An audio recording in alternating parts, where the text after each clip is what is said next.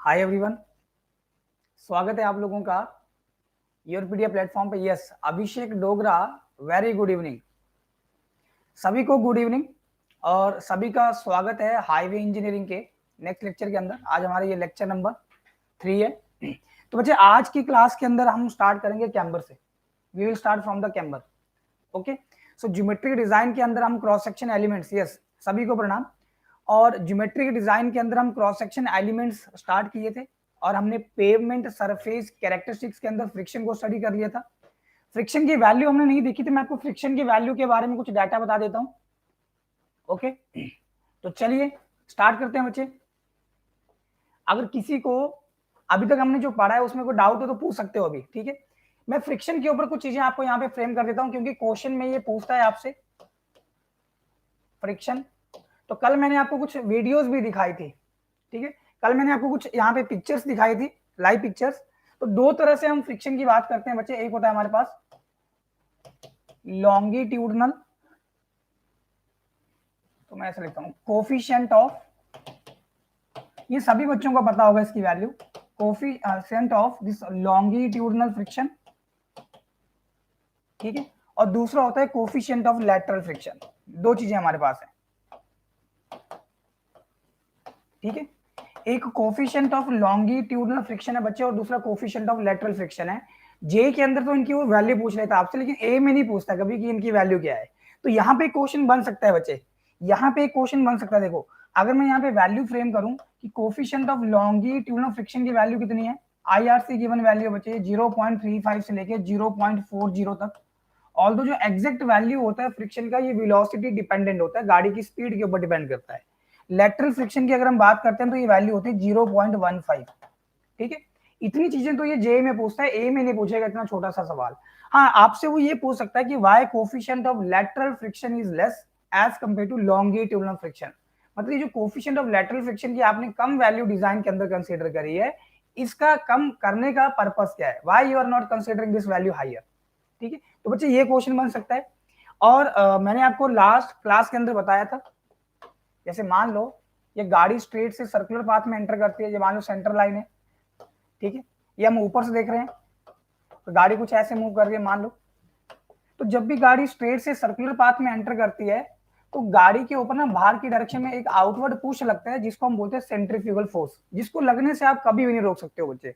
कोई भी चीज इसको लगने से नहीं रोक सकती है क्योंकि ये नेचर लगा रहा है। हम इसका इंट्रोडक्शन ग्रेजुअल कर सकते हैं, वो कैसे करेंगे वो हम देखेंगे आगे चल के। आपने नाम भी सुना होगा कि हम क्या करते हैं, ट्रांजिशन कर्व दे रहे होते हैं, ठीक है। इसका पर्पस यही होता है बेसिकली।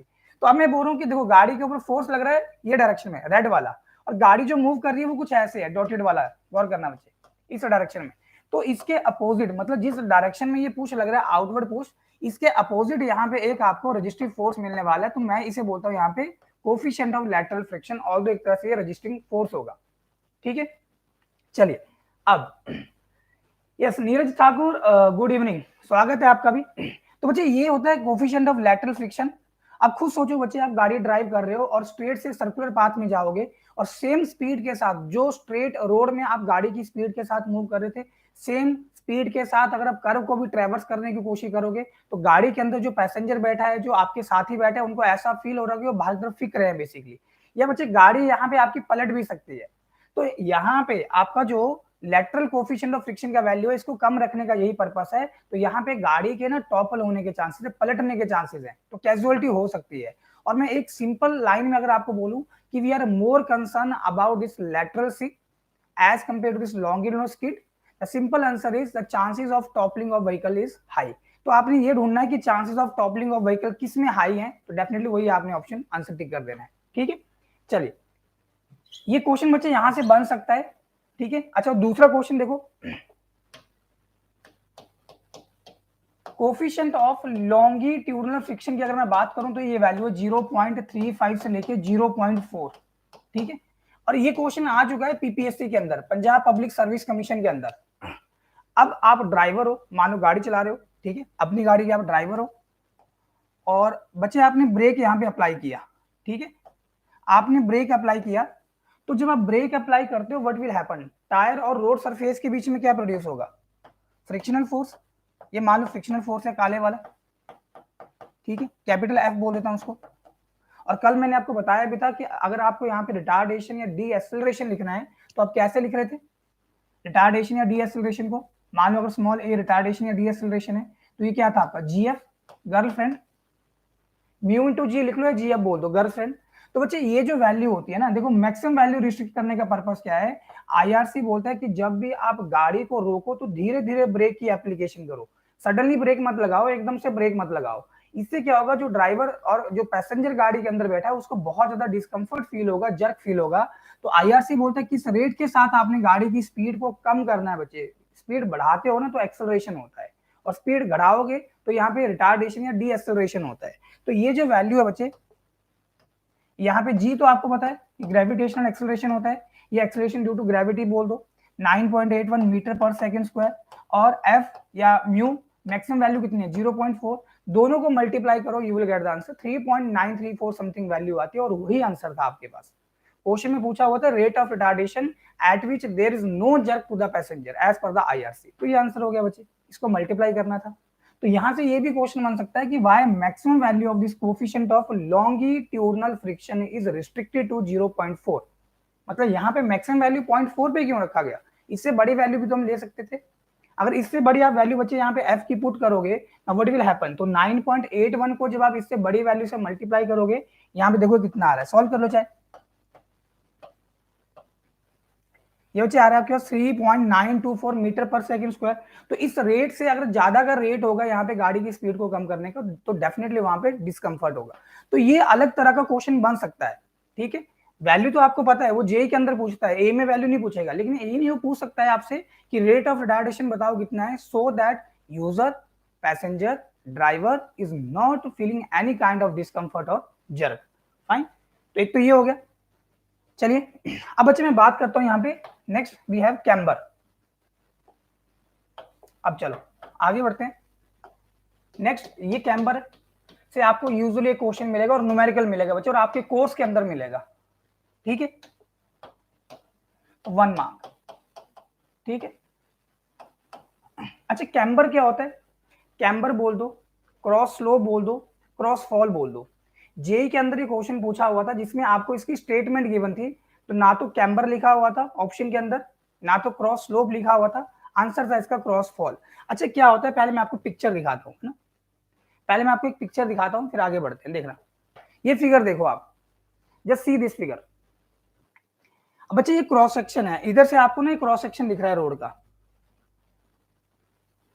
ये क्रॉस सेक्शन आपको दिख रहा है, this kind of cross section. तो ये रोड का सेंटर है, this kind of the centre of the road, और जो सेंटर है रोड का क्रॉस सेक्शन में, मैं इसको बोल रहा हूं बच्चे क्राउन।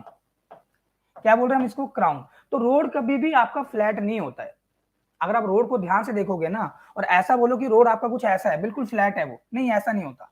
क्योंकि जब अगर आप फ्लैट रोड बना दोगे बच्चे, देखो दिक्कत क्या होगी, तो जब भी बारिश वगैरह यहाँ पे होगी तो बारिश का पानी क्या होगा, रोड सरफेस के ऊपर रुक जाएगा, है कि नहीं।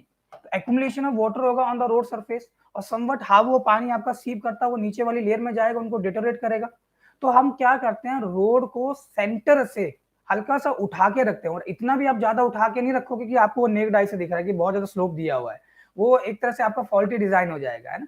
तो ये कैसे मेजर करते हैं ये भी देखेंगे हम, लेकिन हम रोड को सेंटर से उठाते हैं बच्चे विद रिस्पेक्ट टू एजिस, मतलब रोड को सेंटर से आप हल्का सा उठा दो, किसके रिस्पेक्ट में, एजिस के रिस्पेक्ट में। तो ये एज हो गया, एज बोल दो बच्चे या टो बोल दो, ठीक है, ये एज हो गया बच्चे। और ये सेंटर वाला पार्ट है जहां पे मैंने क्राउन मार्क किया है, मतलब हाईएस्ट पॉइंट होगा क्राउन। तो दोनों को बच्चे आप यहाँ पे ज्वाइन करो, तो फाइनली जो आपका रोड सरफेस है कुछ ऐसा है, ठीक है। और कैम्बर देने का सिर्फ और सिर्फ एक जो पर्पस है, that is nothing but drainage point of view, ठीक है। Sir coefficient of lateral friction की वैल्यू लॉन्ग वैल्यू से कम क्यों होती है, यही तो बताया अभी। Why coefficient of lateral friction is less, because chances of toppling of vehicle is more. आप ये देखो ना, चलो ये भी दिखाता हूं, रुको जरा।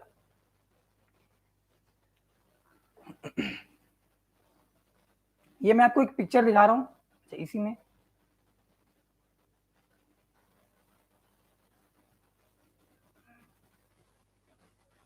ये फिगर देखो। अब इस फिगर के अंदर जो व्हीकल है ना वो कर्व में है, जो व्हीकल है this is an moving in curve, ये देखो। तो ये जो गाड़ी है बच्चे ये स्ट्रेट से सर्कुलर पाथ में एंटर कर रही है। थोड़ा कोशिश करना, फिगर को थोड़ा ध्यान से देखो, कर्व है यहाँ पे, ठीक है। अब देखो हो क्या रहा है बेसिकली, अब देखो यहाँ पे क्या हो रहा है, अगर मैं आपको थोड़ी चीजें बताऊं, तो जब भी हमारा व्हीकल स्ट्रेट से सर्कुलर पाथ में एंटर कर रहा है बच्चे, what is happening, what is happening, let me try, अगर मैं यहाँ पे लिख पाऊं, यस आई कैन राइट। तो बच्चे यहाँ पे कुछ रोड ऐसे है और गाड़ी ये मूव कर रही है, गाड़ी के ऊपर बाहर की डायरेक्शन में क्या लग रहा है, सेंट्रीफ्यूगल फोर्स लग रहा है।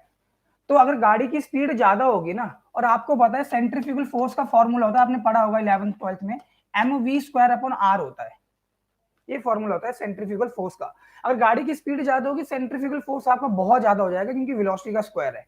और हो सकता है कि जिस स्पीड से आप यहाँ पे चल रहे हो, कर्व को नेगोशिएट कर रहे हो, ट्रैवर्स कर रहे हो, गाड़ी यहाँ पे आपका आउट ऑफ ट्रैक जाके वो पलट जाए, तो कैजुअलिटी होने के चांसेस ज्यादा है। रियलिटी में जो हमें फ्रिक्शन मिल रहा होता है, जो आईआरसी गिवन वैल्यू बच्चे, वो इससे ज्यादा ही होता है।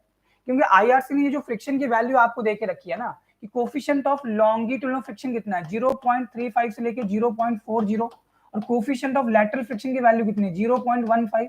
तो ये वर्स्ट पॉसिबल सिनारियो कंसीडर किया गया है। मतलब रोड आपका वेट है, हिली टेरेन है आपके पास, और मड है रोड सरफेस के ऊपर, तब जाके ये सारे पॉइंट ध्यान में रखे, और तब जाके आईआरसी ने बोला कि इतना तो आपको फ्रिक्शन मिलेगा ही मिलेगा। अगर मान लो रोड के ऊपर मड ना हो, रोड वेट ना हो, तो डेफिनेटली फ्रिक्शन तो ज्यादा ही मिल रहा होगा ना आपको। तो ये जितने भी आपको यहाँ पे वैल्यूज गिवन है फ्रिक्शन की, चाहे वो लॉन्गिट्यूडनल है, चाहे वो लैटरल फ्रिक्शन है, वर्स्ट पॉसिबल केस को कंसीडर किया गया है, और तब ये वैल्यू को फ्रेम किया गया है। रियलिटी में आपको फ्रिक्शन की वैल्यू इससे ज्यादा ही मिलती है, और लेटरल की वैल्यू कम रखने का बच्चे ये पर्पस होता है, क्योंकि लेटरल फ्रिक्शन तभी पिक्चर में आती है, तभी आएगा बच्चे जब गाड़ी आपकी सर्कुलर पाथ में मूव कर रही होगी। और सर्कुलर पाथ में मूव करने का मतलब यही है, जब वो किसी हॉरिजॉन्टल कर्व को ट्रैवर्स कर रही है गाड़ी, और वहां पे गाड़ी के पलटने के चांसेस ज्यादा है, कैजुअलिटी होने के वहां पे चांसेस ज्यादा है as compare to the longitudinal case. That's why this coefficient of friction is kept less. Fine. अच्छा चलो, अब मैं आता हूं, जो मैं आपको अभी चीज बता रहा था, अगर मैं अभी आपको फ्रिक्शन, ये लो, कैम्बर की हम बात कर रहे थे, we are talking about the camber. अब ये देखो कैम्बर क्या होता है बच्चे, कैम्बर जनरली आप क्या करते हो ना, रोड को सेंटर से उठाओगे विद रिस्पेक्ट टू एजेस। तो किस रेट से आपने रोड को सेंटर से उठाना है विद रिस्पेक्ट टू एजेस, इसको बोला जाता है यहाँ पे कैम्बर। ध्यान रखना, कैम्बर कोई राइज नहीं है, ये गलती मत कर देना कि कैम्बर क्या होता है और आप बोल दो सर ये रोड को सेंटर से जो उठाया है सेंटीमीटर में, एमएम में या मीटर में, वो मेरा कैम्बर होता है। नहीं, कैम्बर एक तरह से बच्चे स्लोप है। और ये गौर करना, आप रोड का क्रॉस सेक्शन देख रहे हो, और रोड की लेंथ बच्चे कुछ ऐसे रोड जा रहा है, गौर करना, देखो गाड़ी ये इस तरफ आ रही है, गाड़ी इस तरफ जा रही है, तो ये रोड की लेंथ के परपेंडिकुलर या ट्रांसवर्स डायरेक्शन में दिया हुआ स्लोप है, इसलिए इसको हम ट्रांसवर्स स्लोप भी बोलते हैं, इसे हम क्रॉस स्लोप भी बोलते हैं। और इसका देने का बस एक ही पर्पस है, और कोई पर्पस नहीं है इसका बच्चे। इसका इतना सही पर्पस होता है कि जब भी बारिश वगैरह हो, तो बारिश का पानी रोड सरफेस के ऊपर रुके ना, और वो यहां से होता हुआ, देखो यहाँ पे रोड साइड ड्रेन भी है, ठीक है, और ये रोड साइड ड्रेन में पानी आपका जाता हुआ आगे जाके किसी गटर या नाले को ज्वाइन कर ले, ऐसा ही आप चाहते हो। अब बच्चे ये भी थोड़ी चाहते हो ना कि रोड सरफेस से पानी तो हट जाए, रोड के बाजू में जो आपकी ड्रेन्स होती है, जिनको हम रोड साइड ड्रेन बोलते हो, कि पानी उनमें जाके इकट्ठा हो जाए, ये भी नहीं आप चाहते हो। तो आप रोड साइड ड्रेन को भी एक स्लोप देके रखते हो अलोंग द लेंथ, और वही स्लोप बच्चे आप अपने इस रोड को भी देते हो अलोंग इट्स लेंथ, जिसे हम मिनिमम ग्रेडियंट बोल रहे होते हैं। आपसे वो जेई में पूछता है कि मिनिमम ग्रेडियंट जो हम रोड को देते हैं, वो देने का पर्पस क्या है, अगेन बच्चे ड्रेनेज ही होता है, ठीक है। तो अब तुम्हारे दिमाग में ये भी क्वेश्चन आ रहा होगा कि सर ड्रेनेज को तो हमने कैम्बर से यहाँ पे टैकल किया हुआ है, लेकिन बच्चे आप इस ड्रेन में पानी को इकट्ठा करके नहीं रखना चाहते हो, आप चाहते हो कि यहाँ से भी पानी बहता हुआ आगे किसी गटर या नाले को ज्वाइन कर ले, तो आप या तो इसको हल्का सा उठा के रखोगे या डिप्रेस करके रखोगे, आपसे वो वैल्यू भी पूछता है ना, ये ध्यान रखना। तो हम देखेंगे आगे चल के। फाइन। तो ये बच्चे आपका कैम्बर हुआ। अब चलते हैं उस चीज के ऊपर जो पेपर में आपसे पूछी जाती है जनरली, मैं आ रहा हूं डायरेक्टली। तो कैम्बर क्या हो गया बच्चे, अगर मैं यहाँ पे आपको ड्रॉ करके बताऊं, एक तो रोड आपका कभी भी ऐसे फ्लैट नहीं होगा, इट विल नॉट फ्लैट, तो ये सेंटर से उठा हुआ होगा आपका रोड। तो ये जो आपका सेंटर वाला पॉइंट है, ये सेंटर लाइन है बेसिकली, इसे मैं बोलता हूँ यहाँ पे क्राउन, इसको मैं बोल रहा हूँ बच्चे क्राउन, और ये है एज ऑफ रोड। तो हम क्या करेंगे, रोड को एज के रिस्पेक्ट में, मतलब एज के रिस्पेक्ट में सेंटर वाला पार्ट उठाएंगे रोड का, that is kind of the camber. और मान लो ये जो रोड की विड्थ है बच्चे, वो कैपिटल डब्ल्यू आपको वो विड्थ दे के रखता है, अगर नहीं भी गिवन होगा फिर आपको कैसे अंडरस्टैंड करना है कि यहाँ पे विड्थ 7 मीटर होगा या 7.5 मीटर है, या आपको किस तरह से विड्थ लेके चलना, that I will tell you. Fine. अब देखना बच्चे, तो ये हमने यहाँ पे राइज दिया, ये राइज आपसे पेपर में ना वो ये चीज पूछता है, ये पूछता है आपसे पेपर के अंदर, और 1 मार्क्स का क्वेश्चन आपसे पेपर में पूछेगा ये कि बताओ राइज कितना है यहाँ पे, सिंपल सी बात है। ठीक है, तो आप चाहे यहाँ पे ट्रिग्नोमेट्री लगा लो, चाहे आप यहाँ पे जो हम कंसेप्ट अभी निकालेंगे, एक फॉर्मूला देखेंगे, वो फॉर्मूला लगा लो, फॉर्मूला बोलो या ट्रिग्नोमेट्री के बेसिस के ऊपर हमने निकाला होता है बच्चे, कुछ भी बोलो। ठीक है, अब देखो कैम्बर देने का पर्पस क्या है, अगर मैं बोलूं यहाँ पे camber drainage point of view से हो गया क्या, camber is from drainage point of view, और कोई भी इसका पर्पस नहीं है, और कोई भी इसका पर्पस नहीं है, ये तो पर्पस हो गया कैम्बर का।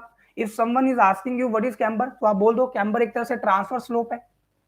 कैम्बर क्या है बच्चे, कैम्बर एक ट्रांसवर्स स्लोप है, और मेरे ख्याल से ये मतलब क्लियर होगा ट्रांसवर्स का क्या मतलब होता है। आप इसे बच्चे क्रॉस स्लोप भी बोल सकते हो, एक ही मतलब है। आप इसे क्रॉस फॉल भी बोल सकते हो, जो जेई में पूछा हुआ क्वेश्चन था और जिसका आंसर था क्रॉस फॉल। मतलब लिख के दिया था statement wise, when centre of road is raised with respect to edge, when centre of road is raised with respect to edge, edge के रिस्पेक्ट में आप रोड को सेंटर से जब उठा रहे हो तो उसे आप क्या बोलते हो, तो डेफिनेटली सबसे पहले आप आंसर कैम्बर के ऊपर ही जाओगे, कैम्बर ऑप्शन में नहीं था। अब क्रॉस स्लोप ढूंढोगे, क्रॉस स्लोप भी ऑप्शन में नहीं था, तो बच्चे आंसर था हमारा क्रॉस फॉल, आंसर था हमारा क्रॉस फॉल। ठीक है, चलिए अब आगे बढ़ते हैं और देखो जरा, अगर मैं बात करूं कि रोड को सेंटर से कितना उठाना है बच्चे, देखना जरा, ये अगर मैंने रोड को कुछ ऐसे फ्रेम किया हुआ है, अब मुझे कैसे पता चलेगा कि मुझे रोड को सेंटर से कितना उठाना है कि नहीं, आपको कितना कैम्बर देना है ये आपको कैसे पता चलेगा, ये क्वेश्चन है। कितना कैम्बर आप दोगे ये कैसे डिसाइड करोगे, that is kind of dependency of camber. Road को सेंटर से कितना उठाना है, ये बच्चे आपके जो लिस्ट वाले क्वेश्चन बनते हैं ना, वहां से बन सकता है। So kind of dependency of camber, dependency of camber. ठीक है, तो रोड को सेंटर से कितना उठाना है बच्चे, किसके ऊपर डिपेंड करता है, दो चीजों के ऊपर डिपेंड करता है। एक तो उस एरिया में कितना बारिश हो रहा है, आज हम क्वेश्चन भी लगाएंगे बच्चे, कैम्बर के ऊपर भी करेंगे, और अभी हम आगे चल के एसएसडी हम आज कंप्लीट करेंगे, उसके ऊपर भी न्यूमेरिकल करेंगे। ठीक है, तो दो चीजों के ऊपर डिपेंड करता है कैम्बर कितना दोगे बच्चे। एक तो उस एरिया में बारिश कितनी हो रही है, तो पहला तो हो गया एनुअल रेनफॉल, पहला हो गया बच्चे एनुअल रेनफॉल, सालाना कितनी बारिश हो रही है। अब तुम खुद सोचो, अगर रेनफॉल कम होगा और तुम रोड को सेंटर से बहुत ज्यादा उठा दोगे, तुम्हारा वहां पे कोई पर्पस फुलफिल नहीं होने वाला। अब तुम ये भी क्वेश्चन कर सकते हो कि सर अगर मैं रोड को सेंटर से ज्यादा उठा दूं और बारिश कम होगी तो उससे मुझे कोई नुकसान नहीं हो रहा, that I will tell you कि आपको नुकसान होगा। ठीक है, वो क्या होगा वो भी देखते हैं। अच्छा, एक तो एनुअल रेनफॉल है, इसके ऊपर डिपेंड करेगा। दूसरा बच्चे आपका जो टाइप ऑफ रोड सरफेस है, type of road surface, type of road surface का क्या मतलब है। अब जैसे अगर मैं बात करूं, मेरे पास सीमेंट कंक्रीट के रोड है, ये आपके जेई में पूछा हुआ क्वेश्चन था कि जितना सुपीरियर आपका रोड सरफेस होगा, जितना सुपीरियर रोड सरफेस होगा, कैम्बर उतना ही स्टीपर होगा, फ्लैटर होगा, या सेम रहेगा, या आप कोई भी कमेंट नहीं कर रहे हो। जितना सुपीरियर आप यहाँ पे रोड सरफेस बनाओगे, सुपीरियर बोलना मतलब क्या है बच्चे, जितनी अच्छी क्वालिटी का आप मटेरियल यूज करोगे रोड कंस्ट्रक्शन में, तो डेफिनेटली उतने सुपीरियर आपका रोड सरफेस भी बनेगा। तो अगर सुपीरियर आप रोड सरफेस बना रहे हो, जैसे एग्जांपल कंक्रीट रोड आप बना रहे हो बच्चे, जिसका जो यहाँ पे इम्परवियसनेस की वैल्यू जो होती है काफी ज्यादा यहाँ पे हाई होती है, मतलब इजीली वो पानी को अपने में से अलाउ नहीं करता है पास होने के लिए, as compare to the bituminous road surface. तो जो सीमेंट कंक्रीट वाला रोड है बच्चे, वहां पे मैं बोल सकता हूँ सीधा सीधा कि मैं उसको सेंटर से कम उठाऊंगा as compare to other type of road, just like your earthen road. Earthen road को तो बहुत ज्यादा उठाना पड़ेगा, जैसे बारिश होगी मिट्टी तो एकदम से पानी को सोख कर लेगी, एब्जॉर्ब कर लेगी। ठीक है, तो बच्चे ये दो चीजों के ऊपर डिपेंड करता है, ये ध्यान रखना। इसके ऊपर मैं स्टार मार्क कर देता हूं, और ये 3 स्टार वाला आपका एक तरह से क्वेश्चन बन जाएगा कि कैम्बर जो आप दोगे, डेफिनेटली बच्चे आपके ए के एग्जाम में पूछ सकता है, camber provided to the road surface depends on, किसके ऊपर डिपेंड करता है। पहला रेनफॉल के ऊपर डिपेंड करेगा, यस करेगा। दूसरा टाइप ऑफ रोड सरफेस के ऊपर डिपेंड करेगा, इसके ऊपर भी डिपेंड करेगा।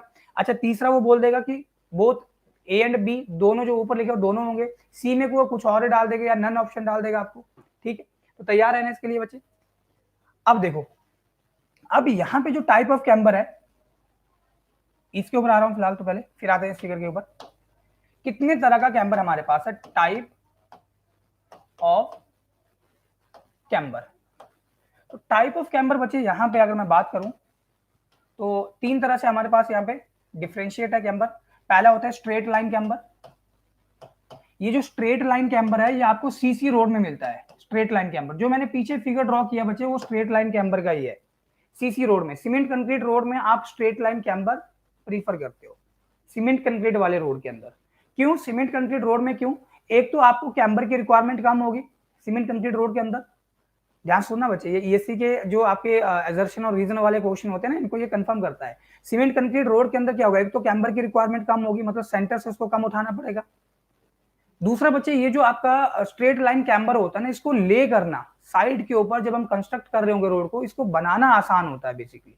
ये दो रीजन है, इसकी सेटिंग करना या बोल दो इसकी लेइंग करना ड्यूरिंग कंस्ट्रक्शन ये आसान होता है, और जो कैम्बर की रिक्वायरमेंट होती है वो रिलेटिवली फ्लैट होती है as compare to other type of the road surface. एक तो ये हो गया स्ट्रेट लाइन कैम्बर। दूसरा बच्चे यहाँ पे मेरे पास है पैराबोलिक कैम्बर, और आपसे वो किसी भी टाइप के ऊपर क्वेश्चन पूछ सकता है।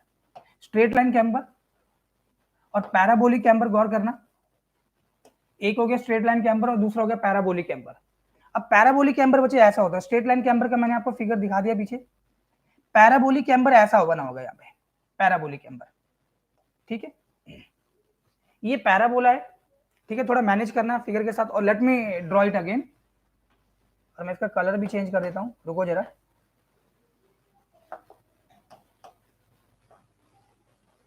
ये लो, ये पैराबोलिक कैम्बर है, ये पैराबोलिक कैम्बर है। और बच्चे जो पैराबोलिक कैम्बर होता है ना वो सेंटर पे फ्लैट होता है। पैराबोलिक कैम्बर आंखें बंद करके बोल दो कि वो सेंटर पे फ्लैट होगा।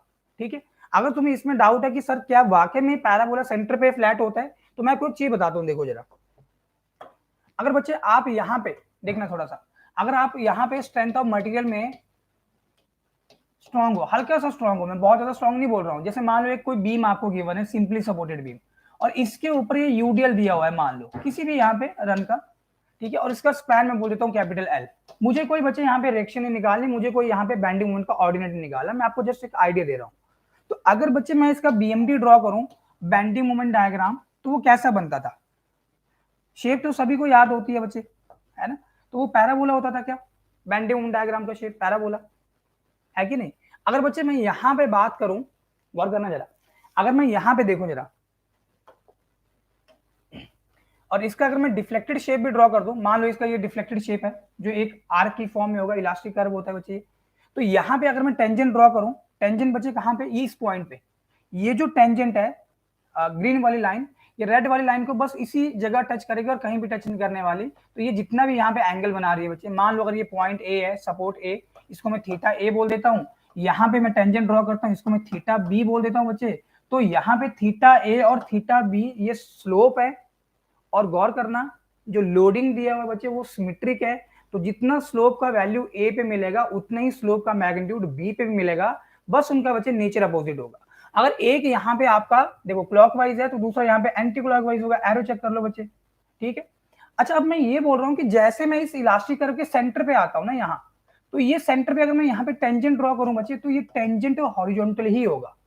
मतलब ये जो मैं टेंजेंट इधर ड्रॉ किया ये बी के ऊपर, तो मैं ये देख रहा हूँ कि ये टेंजेंट ने इस हॉरिजॉन्टल के साथ कितना एंगल बनाया, that is kind of slope. अब मैं ये बोल रहा हूँ कि अगर मैं यहाँ पे टेंजेंट ड्रॉ करता हूँ तो वो लाइन हॉरिजॉन्टली आ रही है, तो एक हॉरिजॉन्टल लाइन दूसरी हॉरिजॉन्टल लाइन के साथ कितना एंगल बनाएगी? तो आंसर है बच्चे 0, उसी के ऊपर वो लाइन है। तो यहाँ पे आप बोल सकते हो कि ये जो आपका बेंडिंग मोमेंट डायग्राम है ये सेंटर पे फ्लैट होता है, ये फ्लैट है इस तरह से, this is flat at the centre. और बच्चे सेंटर पे फ्लैट होगा तो हाई स्पीड ट्रैफिक जहां पे भी रहती है, जहां पे भी हाई स्पीड ट्रैफिक होगी, गाड़ियां ज्यादा स्पीड से मूव करेंगी, और स्पीड ज्यादा होगी बच्चे तो डेफिनेटली ओवरटेकिंग भी होगा। और ड्यूरिंग ओवरटेकिंग ऑपरेशंस बच्चे जो जो गाड़ी चलाते होंगे, सोचो जरा, जब भी आप ओवरटेक करते हो तो क्या आप हमेशा रोड के सेंटर पे चलना पसंद करोगे? ठीक है, तो ड्यूरिंग ओवरटेकिंग ड्राइवर हमेशा रोड के सेंटर पे रहना चाहेगा, और ये सेंटर से फ्लैट है तो बहुत ज्यादा ओवरटेकिंग अलाउ की जाएगी। मतलब पैराबोलिक कैम्बर आप प्रीफर करते हो जहां पे हाई स्पीड ट्रैफिक होती है, क्योंकि ये सेंटर से फ्लैट होता है सेंटर पे, और सेंटर पे फ्लैट होगा तो ओवरटेकिंग करने में बहुत ज्यादा आसानी होगी। क्लियर? ये ध्यान रखना बच्चे। तो हाई स्पीड ट्रैफिक में हम इसको प्रीफर करते हैं, मैं लिख देता हूं यहाँ पे हाई स्पीड ट्रैफिक। मैंने आपको सारे पॉइंट ये वर्बली बता दिए, ठीक है, और ये सेंटर पे फ्लैट होता है, it is flat at the centre. Okay. और स्ट्रेट लाइन कैम्बर ये सीमेंट, कंक्रीट, पेवमेंट या रिजिड पेवमेंट बोल दो, इनमें दिया जाता है। रीजन मैंने आपको बता दिया है, क्योंकि इसको ले करना आसान होता है, और सीमेंट कंक्रीट रोड में जो कैम्बर की रिक्वायरमेंट होती है वो कम होती है बच्चे, रिलेटिवली लेस होती है। एक और टाइप हमारे पास है, एक टाइप हमारे पास और है बच्चे, जिसको हम बोलते हैं कि दोनों का कॉम्बिनेशन जब हमारे पास होता है, बोथ कॉम्बिनेशन वी हैव। तो बच्चे इसमें क्या होता है आपके पास, ये मान लो ब्लैक वाला आपका स्ट्रेट हो गया, ये रेड वाला मान लो पैराबोला हो गया फॉर एग्जांपल। तो अगेन ये ब्लैक वाला स्ट्रेट हो गया, मान लो बच्चे समझने के लिए कुछ मैं ऐसे ड्रॉ कर रहा हूं, रेड वाला क्या है, ये पैराबोला है रेड वाला, तो एक कॉम्बिनेशन में भी है। अब क्वेश्चन देखते हैं कि क्वेश्चन हमें कैसे फ्रेम होते हैं। ये स्ट्रेट लाइन कैम्बर है ब्लैक वाला, ठीक है।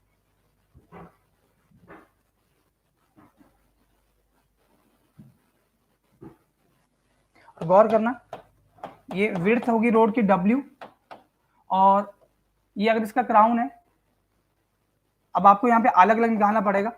तो इसको मैं अगर मैं Y1 बोल दूं, ठीक है, ये स्ट्रेट लाइन कैम्बर है। और यहाँ पे पैराबोला में कैसे करते हैं पहले ये बताता हूँ आपको, फिर चलते हैं आगे, ठीक है। तो तीन तरह के बच्चे हमारे पास कैम्बर के टाइप है, स्ट्रेट लाइन कैम्बर है, पैराबोलिक कैम्बर है, और दोनों का कॉम्बिनेशन जब हम देते हैं स्ट्रेट लाइन और पैराबोला। तो तीन तरह से हमने कैम्बर को डिफाइन किया। अब कैसे कैम्बर कैलकुलेट करना है वो देखते हैं, जो पेपर में आपसे पूछता है। ये देखो जरा, अब इसने आपको यहां पे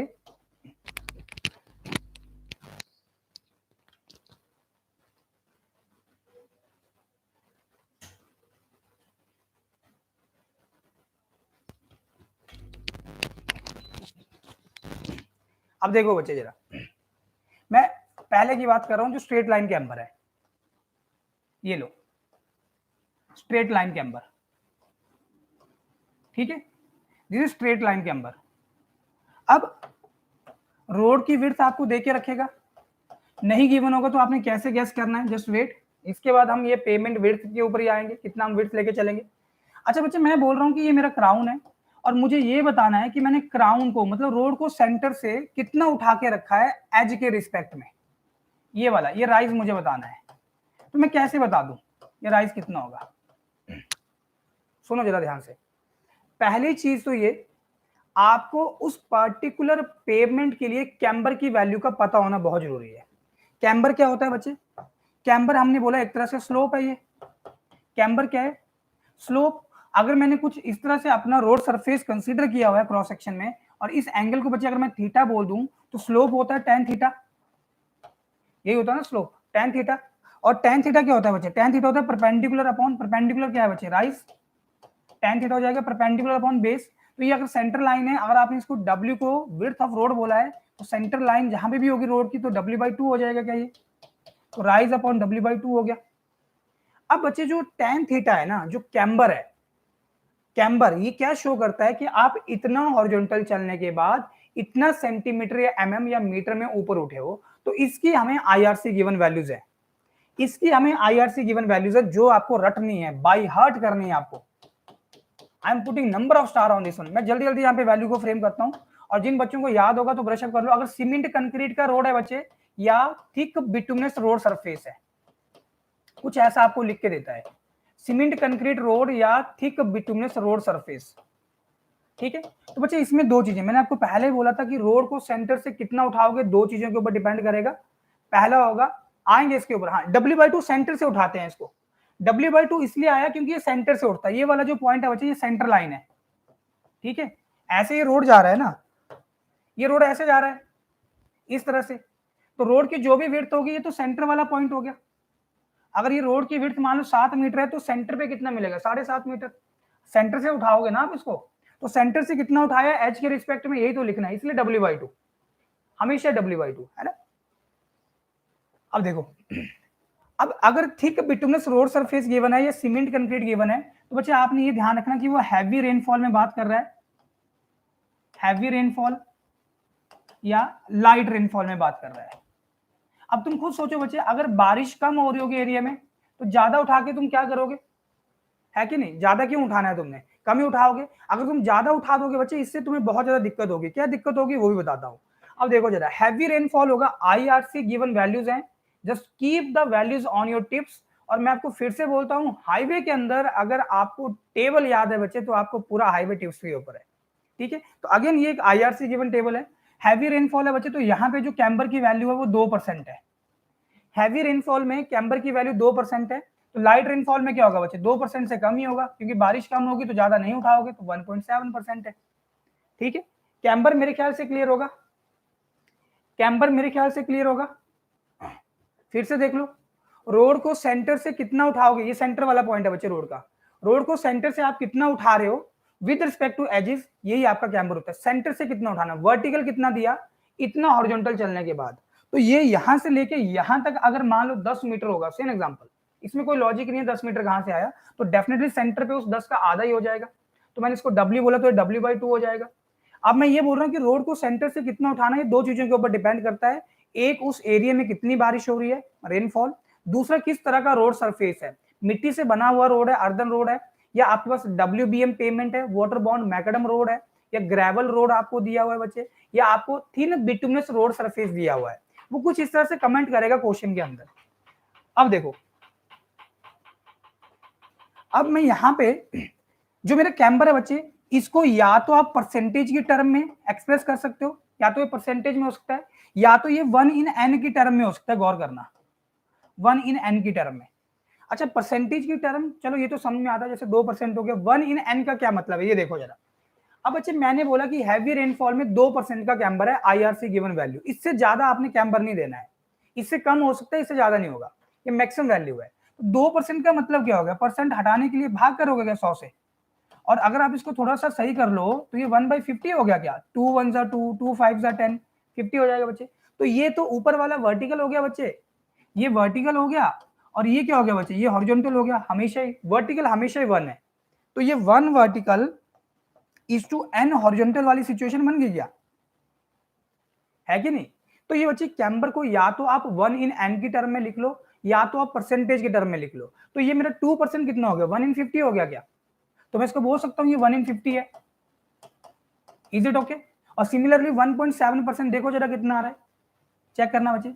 अब 1.7% ऑफकोर्स 1/50 से ये बड़ा है, यहाँ पे मतलब आपने फ्लैटर सरफेस दिया होगा, तो डिनोमिनेटर में जो वैल्यू होगी, खुद सोचो बच्चे, 1 रुपया है, मान लो 1 रुपया है, और यहाँ पे 50 बंदे बांट रहे हैं, सेम एग्जाम्पल, और यही अगर आप डिनोमिनेटर में वैल्यू बढ़ा दोगे, 60 कर दोगे, तो 1 रुपया 60 बंदे बांटेंगे, पैसे और कम आएंगे।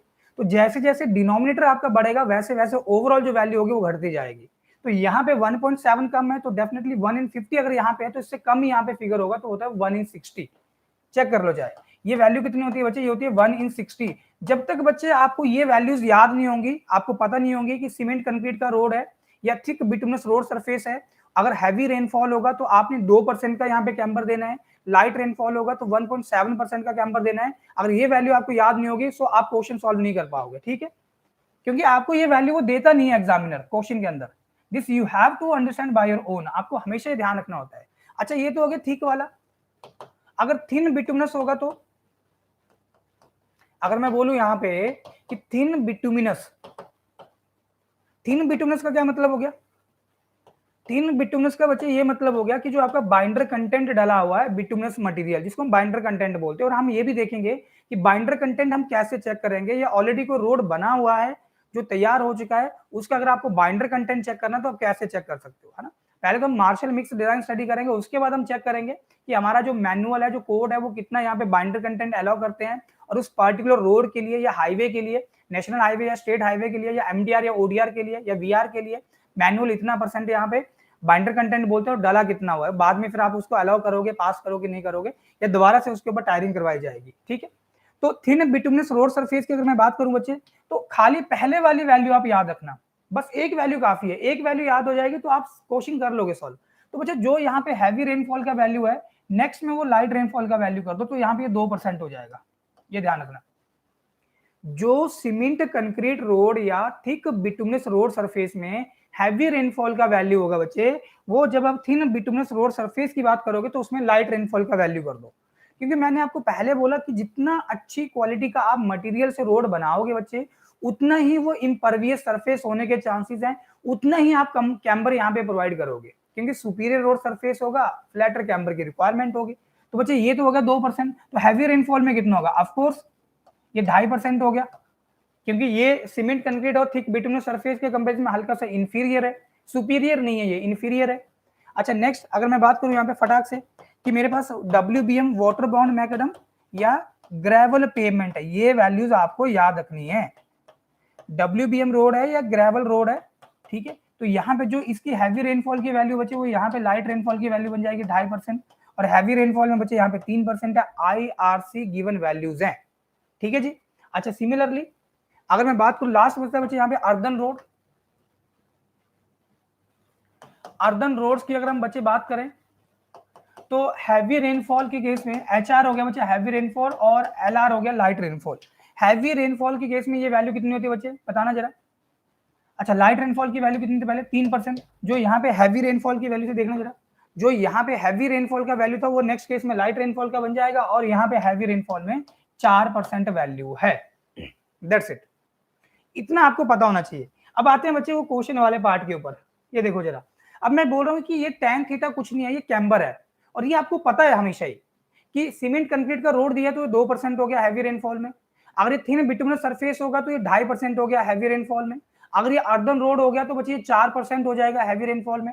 अगर आपको रेनफॉल के ऊपर कोई भी डाटा गिवन नहीं है, अगर आपको रेनफॉल के ऊपर कोई भी डाटा गिवन नहीं है बच्चे, तो आप हमेशा हैवी रेनफॉल लेके चलोगे। आप क्या लेके चलोगे? हमेशा हैवी रेनफॉल, ठीक है। अब देखो जरा, तो अगर मुझे राइज निकालना है ना, ये मुझे राइज निकालना है तो क्या करूंगा मैं?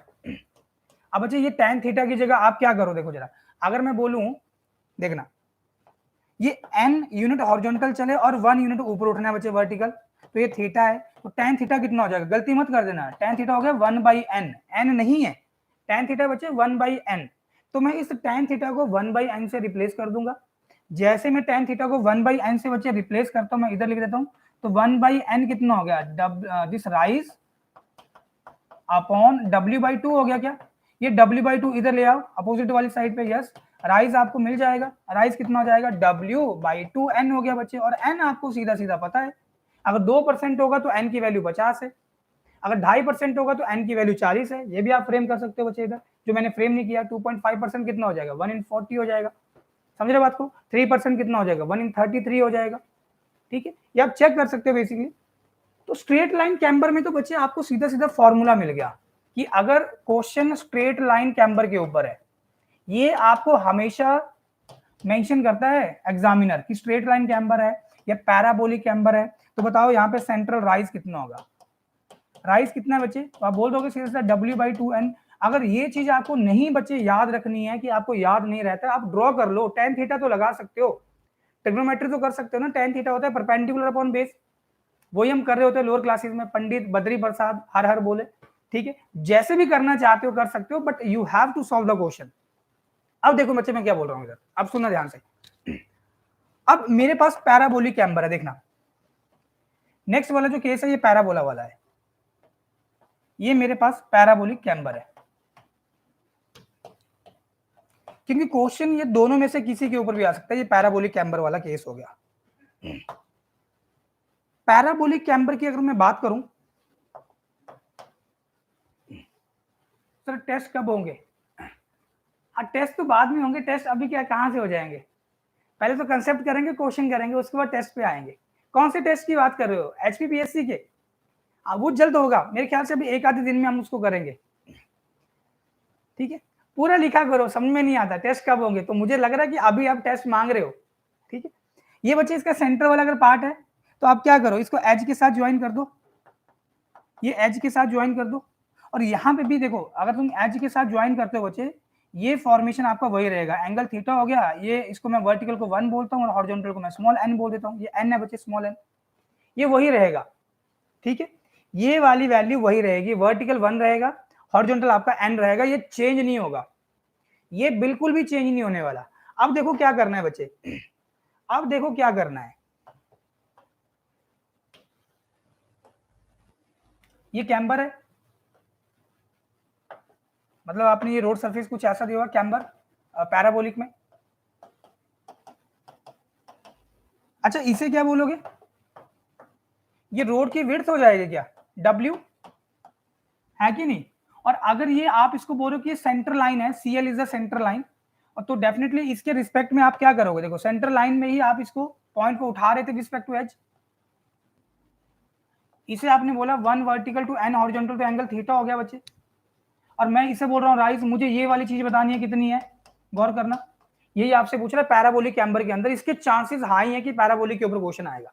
पहली चीज तो ये, मैं यहाँ पे ये राइज इक्वल टू W/2n वाला फॉर्मूला नहीं लगा सकता हूं बच्चे, गलती मत करना। क्यों नहीं लगा सकता हूं, क्योंकि यहाँ पे जो प्रोफाइल है वो लीनियर नहीं है, पैराबोला बना हुआ है। और आपने पढ़ा होगा 11th में, 12th में या 10th में, हमारे पास पैराबोला की अलग अलग इक्वेशन होती थी। जैसे मान लो ये मेरा अगर अपर पैराबोला हो गया, तो इसको मैं कैसे लिख सकता था, x² = 4ay, ठीक है जी, ऐसे होता था बच्चे ये, ठीक है। अगर मान लो मुझे ऐसे लिखना है, अपने राइट हैंड साइड में करना, पॉजिटिव x में है, तो ये क्या बनता है मेरे पास, y² = 4ax,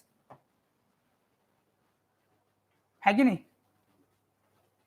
तो बच्चे यहां पे अगर मैं बात करूं तो मुझे ऑल दो इक्वेशन यूज नहीं करनी सर, जब पूरा सब्जेक्ट कंप्लीट होंगे उसके बाद लोगे आप टेस्ट, मतलब हाँ उसके बाद देखो हम हर चैप्टर के साथ साथ लेंगे, पूरा सब्जेक्ट हम वेट नहीं करेंगे बच्चे, हमें स्मार्टली काम करना है।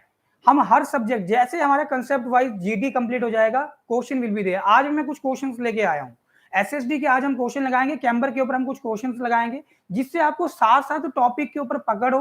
तो अभी जो मैं बच्चे जितने भी क्वेश्चन लेके आऊंगा वो गेट के 1 मार्क्स कैरिंग क्वेश्चन, ईएससी के 1 मार्क्स कैरिंग क्वेश्चन, और जो स्टेट के आपके एचपीपीएससी के क्वेश्चन है उनको हम एक रो में करेंगे, सारा प्रीवियस ईयर के क्वेश्चन एक रो में करेंगे। तब तक बच्चे आप ऐसी स्टेज में आ जाओगे, आपको लगेगा कि लगभग 60 to 65% तो हम अभी वैसे ही कर पा रहे हैं। लेकिन ध्यान रखना बच्चे, गलती मत करना, जितने ज्यादा प्रैक्टिस करोगे, क्वेश्चंस लगाओगे, एमसीक्यू लगाओगे, उतना ही खुद को बेहतर कर पाओगे, ठीक है। चलिए बढ़ते हैं आगे। तो यहाँ पे इक्वेशन लगा लो, और बच्चे मैं यहाँ पे फाइनल लिख देता हूँ कि जो राइज होता है ना, राइज निकालने का यहाँ पे एक फॉर्मूला हम लेके चलते हैं। ये जो राइज है बच्चे, इसका फॉर्मूला होता है 2x² / बस ये ध्यान रखना, ये है यहाँ पे राइज निकालने का फॉर्मूला। इसको लिख लो कहीं, इसको लिख लो कहीं, और डेली देखना है। ये जो बच्चे बिल्कुल नए होंगे इसको डेली देखना है आपने, ठीक है। हाँ, प्रैक्टिस क्वेश्चन मस्ट है, वो बच्चे आप घबराओ मत, हम अपना पार्ट बहुत बेहतरीन तरीके से करेंगे। हमें जो आपकी साइड से चाहिए दैट इज द सपोर्ट। आप साथ साथ क्वेश्चन लगाओ, अगर हम आपको डेली 50 क्वेश्चन लगवा रहे हैं, 50 से आपने 200 बाई ओन करना है, 50 से 200 that you have to do by your own, ठीक है।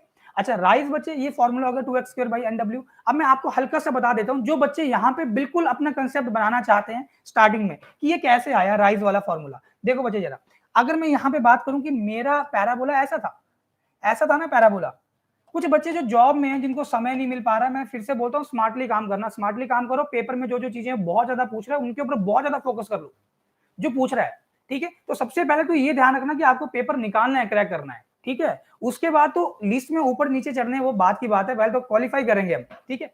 चलिए, जो बच्चे जॉब में है या जो बच्चे बहुत पहले से स्टडी छोड़े, मैं उनकी बात कर रहा हूँ। तो बच्चे मैं बोल रहा हूँ यहाँ पे, इसको मैंने यहाँ पे बिल्कुल ओरिजिन मान लिया, तो ये मैंने यहाँ पे इसको एक्स बोल दिया, गौर करना बच्चे, और मैंने इसको यहाँ पे वाई बोल दिया। बस ध्यान से देखते रहना, सुनते रहना, वर्ड टू वर्ड मैं क्या बोल रहा हूँ, ठीक है। ये इसको मैंने यहाँ पे एक्स एक्सिस बोल दिया, इसको मैंने वाई वाई एक्सिस बोल दिया। तो बच्चे ये मेरा अगर ओरिजिन वाला पॉइंट है तो ये 0,0 हो गया क्या, ये 0,0 हो गया क्या। अब मुझे एक चीज बताओ, मैं यहाँ पे इक्वेशन लिखता हूँ पैराबोला की, जो जनरल इक्वेशन है, सभी ने पढ़ा होगा, मना मत करना, जनरल इक्वेशन ऑफ पैराबोला, कभी ना कभी तो पढ़ी होगी इक्वेशन, ये नहीं पढ़ी है तो बच्चे अभी देख लो। जनरल इक्वेशन ऑफ पैराबोला क्या होता था बच्चे, ये इक्वेशन मेरे पास होती थी x² / a = y, या y = x² / a, कुछ भी लिख लो बच्चे, या x² = जो मैंने आपको बताया था 4ay, मैंने आपको एक इक्वेशन बताया था कि x² = 4ay, ये कहां बनता है बच्चे, ये अपर पैराबोला होता है, ऊपर की तरफ बन रहा होता है ऐसे पॉजिटिव y एक्सिस में। तो 4 कांस्टेंट है बच्चे, a भी कांस्टेंट है, तो खाली x और y के वेरी करने से यहाँ पे आपको क्या मिलेगा, वेरिएशन देखने को मिलेगा कर्व के अंदर, ठीक है जी। अब देखो बच्चे मैं क्या बोल रहा हूं इधर, स्मॉल a की वैल्यू निकालनी है, स्मॉल a की वैल्यू निकालनी है, तैयार रहना। जो बच्चे यहाँ पे चाहते हैं कि हमें पेपर में सारे के सारे क्वेश्चन लगाने हैं, ठीक है, तो वो किसी भी यहाँ पे डेरिवेशन को छोड़ना मत, समय कम है लेकिन आपको टाइम डिवोट करना पड़ेगा। अगर मैं बोलूं बच्चे कि एट x = 0, अगर मैं यहाँ पे हूँ दैट इज x = 0, और बच्चे y भी = 0, तो y भी 0 होगा। यहाँ से स्टार्ट कर रहा हूँ बच्चे, ध्यान करना, मैं यहाँ से स्टार्ट कर रहा हूँ, और यहाँ से मैंने ये जो रेड वाली लाइन ड्रॉ करी है, मैंने बिल्कुल ओरिजिन पे एक टेंजेंट ड्रॉ कर दिया। टेंजेंट क्या होगा बच्चे, जो इसको टच करता हुआ जाएगा, और वो कुछ ऐसे जा रहा है, बिल्कुल हॉरिजॉन्टल लाइन होगी, समझ रहे हो बात को। अगर मैं इस पॉइंट पे आता हूं, that is kind of edge, तो यहाँ पे मुझे कितना ये इसका डिस्टेंस मिल रहा है रेड वाली लाइन से इस एज का बच्चे, इसको मैं y बोल देता हूँ। और गौर करना, जैसे जैसे आप x में आगे बढ़ोगे वैसे वैसे अलग अलग y की वैल्यू मिल रही होगी। यहाँ पे बच्चे अगर आप इतना डिस्टेंस आते हो ना इधर से इधर तक, मान लो इतना डिस्टेंस है, तो यहाँ पे आपको कुछ और y मिलेगा। अब वो लिख के आपको दे सकता है, अब वो लिख के आपको दे सकता है कि आप बिल्कुल एज से मान लो 1/3 पे गए, विड्थ आपको गिवन था मान लो 7 मीटर, आप उसके 1/3 पे गए, 7/3 हो गया, बताओ वहां पे पैराबोलिक कैम्बर में आपको कितना राइज मिल रहा होगा। दैट इज द क्वेश्चन, वो आपसे पूछ सकते हैं बच्चे। तो इसके लिए बिल्कुल आपने तैयार रहना है। तो पहले तो मैं आपको ये बता रहा हूँ कि मैंने लाइन ऊपर से ड्रॉ करी है, तो ये लाइन का और इस कर्व के बीच में कितना वर्टिकल डिस्टेंस है ये लिखा हुआ है, ये इक्वेशन इसको शो कर रही है। क्लियर हो गया इतना? फिलहाल मैं इसको मिटा देता हूँ, इसको मैं मिटा देता हूं क्योंकि ये अभी हमें रिक्वायर्ड नहीं है, ये आपको परेशान कर सकता है। अब देखो जरा, तो एट x इक्वल टू 0 क्या y भी 0 हो गया? यस। अब मुझे एक चीज बताना कि eight x equal to w/2 कर दूं अगर मैं, तो eight x equal to w/2 का क्या मतलब हो गया बच्चे, कि ये इधर से लेके इधर तक अगर ये कंप्लीट आपका विड्थ है रोड का, और ये आप सेंटर से उठा रहे हो रोड को, तो बाय डेफिनेशन आपने बोला है तो ये w/2 हो जाएगा क्या? क्योंकि कैम्बर में आपने तो यही बोला कि रोड को सेंटर से उठाना है विद रिस्पेक्ट टू एजिस, तो अगर आप यहां से उठा रहे हो उसको आप क्राउन बोल रहे हो बच्चे, तो यहां से लेके यहां तक ये w/2 हो जाएगा, या इधर से लेके इधर तक ये w/2 हो जाएगा, कुछ भी बोल लो, है कि नहीं। अब मुझे एक चीज बताओ कि मैं इधर लिख रहा हूं, स्पेस कम है, कि eight x equal to w/2, तो y कितना होगा, y कितना होगा, गौर करना जरा, ये y कितना होगा, at x equal to w/2 y कितना होगा, देखना बच्चे मैं पीछे वाले फिगर पे लेके आ रहा हूँ। Eight x equal to w/2 मतलब यहां से लेके यहां तक कितना होगा, ये w/2 हो गया क्या ये। और अगर मुझे ये वाली चीज बतानी, गौर करना बच्चे, मैंने x ऐसे शो किया है ऑल दो, अब तुम क्वेश्चन करोगे कि सर ये थोड़ी बताना है हमें, अरे जितना ये वैल्यू होगा उतना ये वैल्यू होगा, क्योंकि ये तो एक तरह से आपने पैरेलल लाइन ड्रॉ किया, हॉरिजॉन्टल ड्रॉ किया लाइन, समझ रहे हो बात को। अब मुझे एक चीज बताओ आप लोग, अगर मुझे ये स्लोप पता है 1/n की टर्म में tan थीटा, वही चीज है बच्चे, tan थीटा अगर मुझे पता है, तो क्या मैं बोल सकता हूं कि ये जो यहाँ पे जिसको मैं राइज बोल रहा था पहले, समझना बात को जरा, राइज, तो ये बेस कितना हो गया बच्चे w/2, तो tan थीटा कितना हो गया बच्चे 1/n हो गया क्या, गलती मत कर देना, tan थीटा n नहीं होगा 1/n है, तो tan थीटा 1/n हो गया, तो राइज अपॉन w/2, तो ये w/2n हो गया क्या राइज। अब ये मत बोलना सर राइज ही निकालना था, वो तो आपने निकाल लिया, हम ये क्यों काम कर रहे हैं बच्चे, ये तो आपने बिल्कुल स्ट्रेट प्रोफाइल करके लिखा है ना, रिलेटिव में वो प्रोफाइल स्ट्रेट थोड़ी है।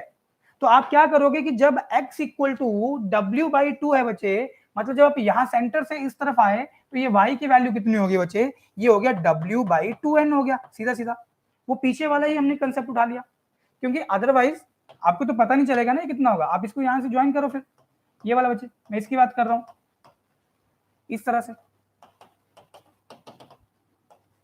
ये 1 है और ये n है, ये एंगल थीटा है बच्चे, ऐसे निकालेंगे, यही टेक्निक है, ठीक है। अच्छा, अब जब आप x w/2, यहां बच्चे x की वैल्यू w/2 पुट कर लो, और y की वैल्यू यहां पे आप w/2n पुट कर लो, देखोगे a कितना आ रहा है, चेक कर लो a कितना आ रहा है। मैं यही कर देता हूं इसी जगह पे, y की जगह w/2n लिख लो, इधर कर रहा हूं y की जगह बच्चे w/2n लिख रहा हूं, x की जगह मैं w/2 लिख रहा हूं, गौर करना इसका स्क्वायर है तो x/2 का स्क्वायर हो गया, और डिवाइडेड बाय a, तो मैंने यहाँ पे ऐसे लिख दिया 1/a, गौर करना बच्चे, एक w से w कट जाएगा क्या, w स्क्वायर है, और एक 2 से 2 कट जाएगा क्या, समझिए बात को। तो यहाँ पे देखो क्या बच रहा है, इस तरफ बचेगा w/2 बच गया क्या, तो इधर आके वो 2/w हो गया क्या, और नीचे n भी है n, और ये 1/a है, और a यहाँ पे nw/2 हो गया क्या, बताना जरा, ये समझ में आया क्या किया, क्या a यहाँ पे nw/2 हो गया, बता दो किसी को डाउट है।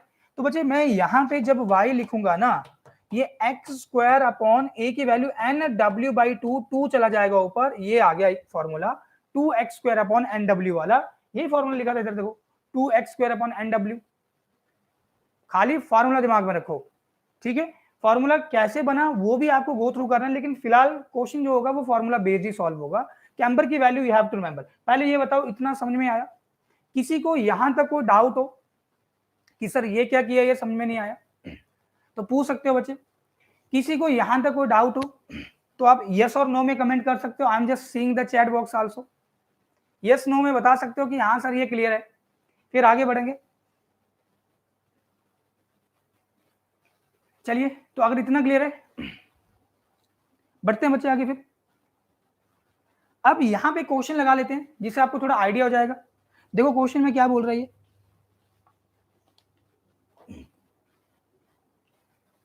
ये क्वेश्चन देख लो इधर।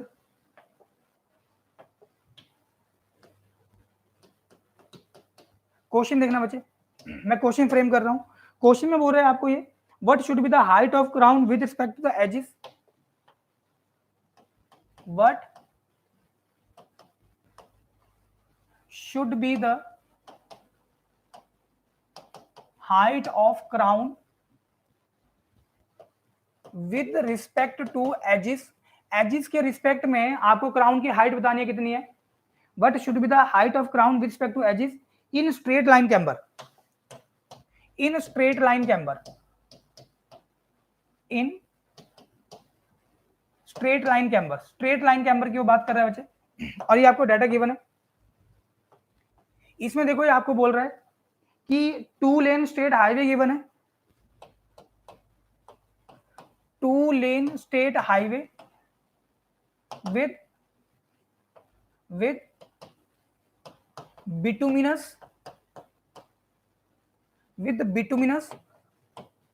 concrete surface, ये लो with bituminous concrete surface, ठीक है जी। ये आपको दिया हुआ है, अब बताओ कैसे सॉल्व करोगे। अब देखो जब भी आपने यहाँ पे क्वेश्चन सॉल्व करना है, पहले तो ये चेक करो बच्चे कि आपको क्वेश्चन के अंदर क्या डाटा गिवन है, ठीक है। अब देखो एक तो ये बोल रहा है कि यहाँ पे है straight line camber. Straight line camber का मतलब क्या होगा कि अगर आप बच्चे राइज लिखोगे तो क्या ये राइज W/2n वाला फॉर्मूला लगा दूं क्या, या जिन जिन बच्चों को याद रखने में दिक्कत आती होगी ना, कोई इश्यू नहीं है बच्चे, आप ड्रॉ कर लो पेपर के अंदर, क्या दिक्कत है। ये स्ट्रेट लाइन आपको यहाँ पे कैम्बर दिया हुआ है। अब गौर करना यहाँ पे आपको ये जो W है ना ये गिवन नहीं है, और आपने कैसे आंसर रिपोर्ट करना है that again I will tell you, थोड़ा वेट कर लो। लेकिन फिलहाल क्वेश्चन के लिए क्वेश्चन आ चुका है बच्चे। अगर मैं 2 लेन रोड की बात करता हूं, 2 लेन या डबल लेन, तो इसमें बच्चे दो चीजें हैं कि आप कर्व स्टोन कंसीडर किए हो या कर्व स्टोन कंसीडर नहीं किए हो। There is no comment on the kerb stone. तो आप ये 2 lane road without kerb stone लेके चलो, जिसका वेट कितना होता है बच्चे, 7 मीटर होता है। ये कितनी होती है यहाँ पे रोड की चौड़ाई बच्चे, ये 7 मीटर है। ये 2 लेन रोड की बात कर रहा हूं, ठीक है, विदाउट कर्व स्टोन, तो ये 7 मीटर हो गया। और अच्छा मुझे एक चीज बताओ, यहाँ पे ये कितना लोगे आप, ये कैम्बर कितना लोगे इधर, वेरी गुड, कैम्बर कितना परसेंट रखोगे। देखो इसने कोई कमेंट किया क्या, एक तो उसने बोला कि बिटुमिनस कंक्रीट सरफेस है। बिटुमिनस कंक्रीट सरफेस सबसे पहले वाली चीज आप उठा लो। सबसे पहले क्या था बच्चे आपके पास, सबसे पहले आपने यही बोला था कि मेरे पास या तो यहाँ पे सीमेंट कंक्रीट वाला रोड है, ये देखो, या थिक बिटुमिनस सरफेस है। तो इसी में ही आपको सबसे कम कैम्बर मिल रहा है, यही है ना। और केस में तो बच्चे कैम्बर बढ़ ही रहा है, हैवी रेनफॉल में 2%, 2.5%, 3%, 4%, अर्धन रोड में 4% तक चले गए। तो बोले मतलब क्या, ये 2% ही क्राइटेरिया होगा। अब दूसरा क्वेश्चन ये दिमाग में आ रहा होगा कि उसने रेनफॉल के ऊपर कोई कमेंट नहीं किया है कि 2% लेना है कि 1.7% लेना है। That is heavy rainfall consider करना है या लाइट रेनफॉल कंसीडर करना है। आप यहाँ पे हैवी रेनफॉल लेके चलोगे, पहली चीज ये, ठीक है। तो अब यहाँ यस आप 2% के साथ चलोगे बच्चे, तो चलो यहाँ पे अगर आप 2% कंसीडर कर रहे हो, देखो 2% हैवी रेनफॉल कंसीडर करने का ये पर्पस है कि अगर मान लो उस एरिया का अगर आपको रेनफॉल डाटा नहीं गिवन है बच्चे, तो आप हमेशा उसको वर्स्ट पॉसिबल सिनेरियो के लिए ही यहाँ पे लेके चलोगे। अगर आप लिख के दे रहा है कि लाइट रेनफॉल है एरिया में, तो आपने उसी के कोरस्पॉन्डिंग में कैम्बर देना है फिर, ठीक है। तो ये 2% का मतलब क्या हो गया, ये कैम्बर अगर 2% है बच्चे, कैम्बर अगर 2% है, तो क्या मैं इसको बोल दूं कि ये 1/50 हो गया क्या, है कि नहीं। तो n कितना हो गया, n तो सीधा सीधा 50 हो गया, क्योंकि मैंने आपको बताया था कि जो कैम्बर होता है वो tan थीटा है, और गलती मत करना कि tan थीटा 1/n है। तो ये 1/50 बन रहा है क्या, 2%, 2/100 बनेगा बच्चे, 2 को 100 से भाग करो, आप काटो उसको, तो आपके पास 50 आएगा। तो n तो 50 हो गया। w यहाँ पे कितना है बच्चे, 7 दिया हुआ है, तो 2 × 50 100 हो गया क्या। बस 7 को आपने 100 से भाग करना है, तो कितना आ जाएगा, ये चेक कर लेना इसको, तो 0.07 मीटर हो जाएगा। अब ऑप्शन आप चेक कर लो, मीटर में गिवन है तो यही आंसर होगा, सेंटीमीटर में गिवन होगा बच्चे तो ये 7 सेंटीमीटर बन जाएगा, 100 से गुना कर लो, mm में होगा तो बच्चे 70 mm बन जाएगा। कर लोगे, ये तो बिल्कुल बेसिक सा क्वेश्चन है, ठीक है। ऑल्दो इसके ऊपर तो आपको क्वेश्चन कम मिलेगा, डालना छोड़ दिया है एग्जामिनर ने, उसको पता है कि बच्चा कर लेगा, पैराबोलिक के ऊपर क्वेश्चन वो डालेगा। तो पैराबोलिक के ऊपर क्वेश्चन अगर वो डालेगा बच्चे तो वो भी क्वेश्चन आप कर लोगे, है कि नहीं, कर लोगे कि नहीं कर पाओगे? चलो क्वेश्चन मैं आपको यहाँ पे पैराबोला के ऊपर फ्रेम करके देता हूँ, अब उसका आंसर मुझे बताना क्या रहेगा। So let me give you one question on this parabolic profile.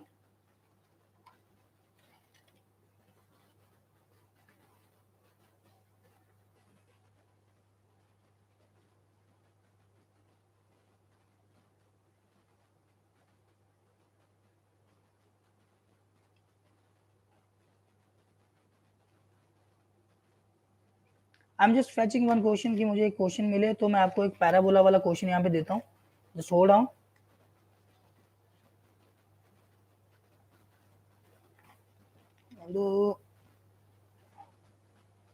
No ठीक है, तो ये कुछ क्वेश्चंस मैं आपको फिर ग्रुप में शेयर करूंगा। अभी पैराबोला के कोरस्पोंडिंग में ऐसा अभी मेरे पास न्यूमेरिकल नहीं है, so let us see it's on the later stage. चलिए बढ़ते हैं फिर आगे, आ जाओ फिर आगे। अब बच्चे मैं बात करता हूं यहाँ पे विड्थ ऑफ पेमेंट की, width of pavement, width of pavement की, ठीक है। ये सभी को पता है कि पेमेंट की विड्थ कितनी हम लेके चलते हैं। मैं फटाक से आपका रिवीजन करा देता हूँ जल्दी से, ठीक है, ज्यादा समय नहीं वेस्ट करेंगे। तो बच्चे हमारे पास ये व्हीकल है, ठीक है, ये व्हीकल है, ये गाड़ी के आगे के पहिए हैं दो। अब गाड़ी को इधर से देख रहे हो, गौर करना, you are seeing vehicle from the this side. अब बच्चे यहां से देख रहे हो तो आपको या तो गाड़ी के पीछे वाले पहिए दिखेंगे या तो गाड़ी के आगे वाले पहिए आपको दिखेंगे, ठीक है। तो मैं इस पर्टिकुलर सिचुएशन की बात कर रहा हूं। तो यहाँ पे ये व्हीकल है, दिस इज व्हीकल। तो बच्चे मैक्सिमम विड्थ सभी को पता है कि आईआरसी के अकॉर्डिंग 2.44 मीटर होती है, this is maximum width of the vehicle. और ये बच्चे होता है साइड क्लियरेंस, आपसे पूछ सकता है वो पेपर के अंदर कि साइड क्लियरेंस बताओ कितनी होती है, ठीक है। ये आपको थोड़ा सा परेशान करने के लिए एग्जामिनर ऐसी चीज डाल सकता है पेपर के अंदर कि बताओ ये साइड क्लियरेंस कितना होता है। तो साइड क्लियरेंस हमारे पास होता है 0.65 मीटर का। ये कितना बच्चे, ये 0.65 मीटर इस तरफ है क्लियरेंस, 0.65 मीटर इस तरफ है क्लियरेंस। अब चेक कर लो कितना आ रहा है, 0.65 कर लो, 0.65 करोगे, 0.65 करोगे कितना हो गया, 5 5 10 6 6 12 और 13, 1.3 हो गया क्या। और 2.44 इसमें जोड़ लो आप, 2.44 अगर आप इसमें जोड़ोगे तो ये 4 4 3 7 3.74, तो ये 3.75 के करीब बन जाएगा। 0.61 0.6 देखो किन्हीं किन्हीं बुक्स में हो सकता है डाटा, है ना। कई बार हम डिजाइन में 2.44 को 2.5 मीटर भी मान लेते हैं ना।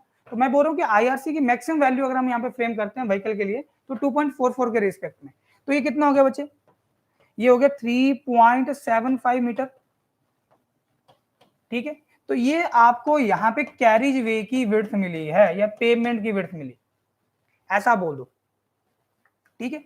अब सिमिलरली अगर 2 लेन में आप करना चाहते हो तो 2 लेन में क्या होगा बच्चे, 2 व्हीकल होंगे। 2 लेन पे क्या होंगे, 2 व्हीकल्स होंगे। ये गाड़ी के आगे के टायर हो गए मान लो, ये कोई दूसरी गाड़ी है, इसके टायर है इधर, ये व्हील है गाड़ी के। और ये आपको पता है कि मैक्सिमम वैल्यू कितनी है, 2.44 मीटर ये है, और 2.44 मीटर बचे ये वैल्यू है। और व्हीकल टू व्हीकल के बीच में आप कुछ स्पेसिंग भी यहाँ पे फ्रेम करते हो और ये 1 मीटर होता है, this value is 1 metre.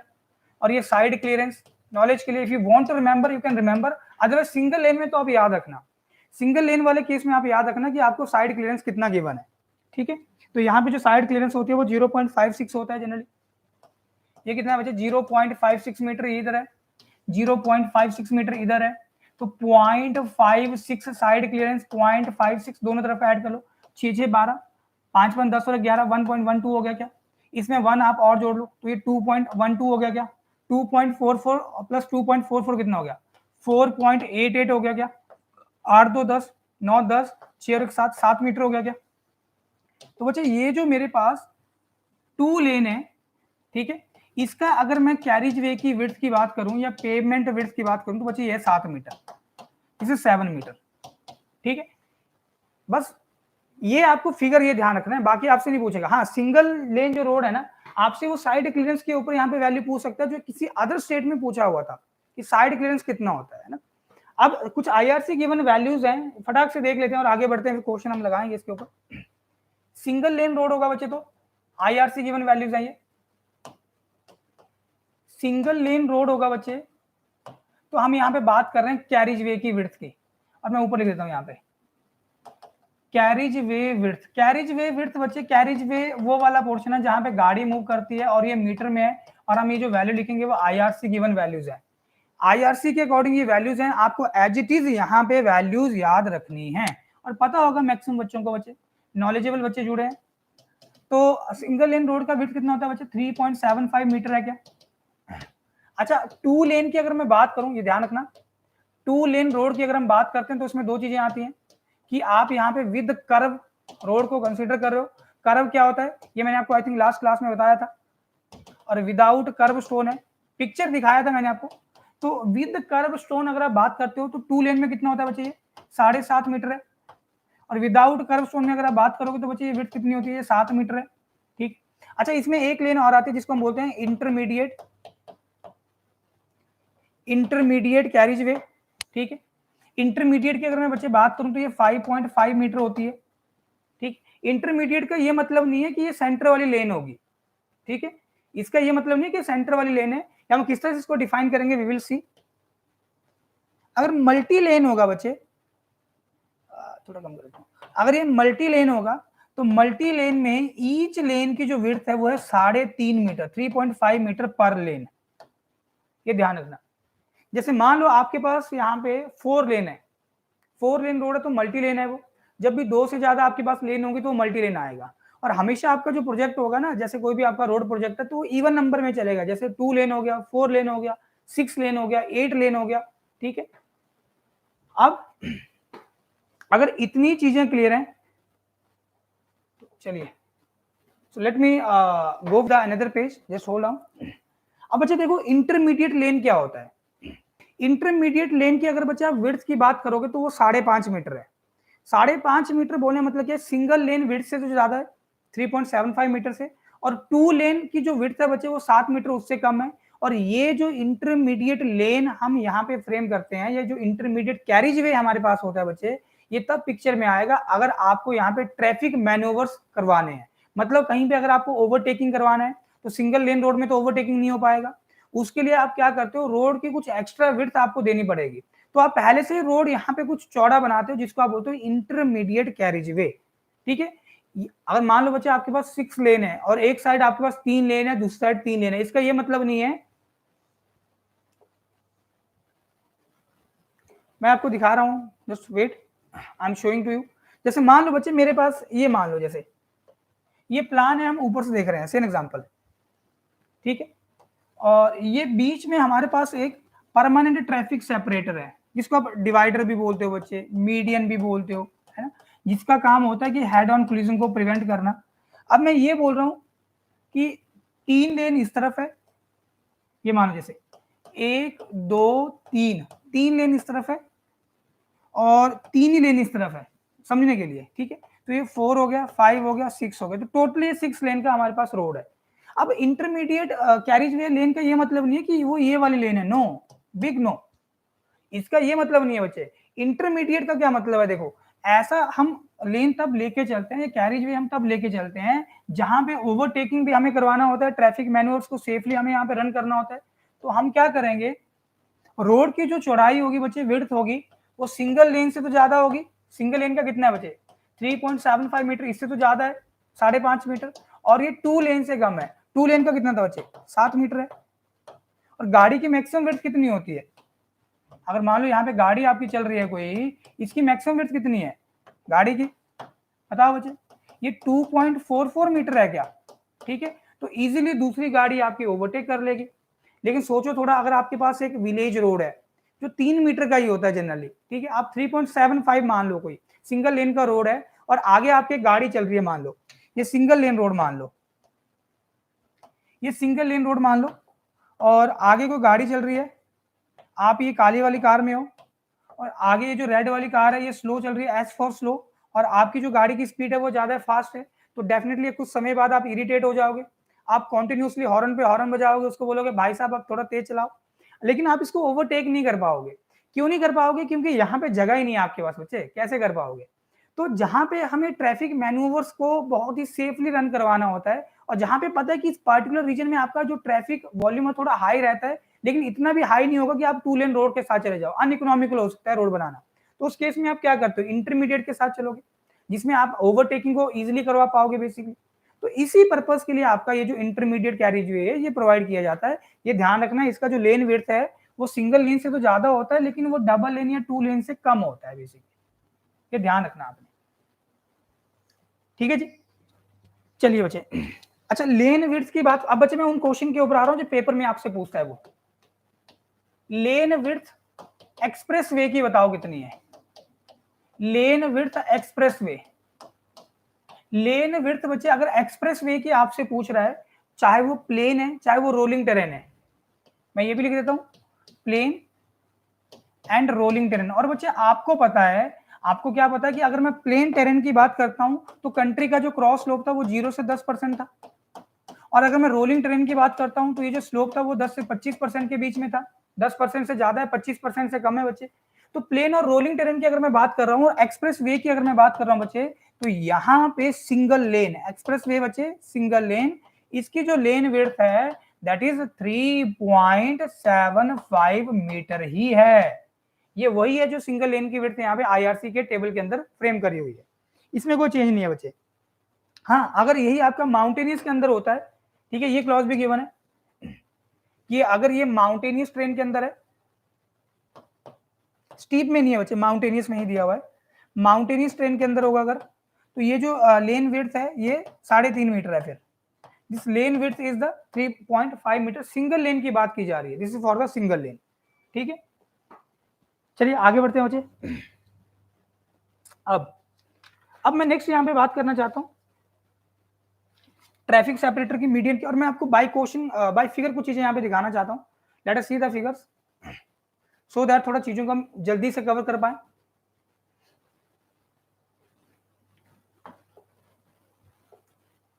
Figure देखो जरा, फिगर देखो बच्चे ध्यान से,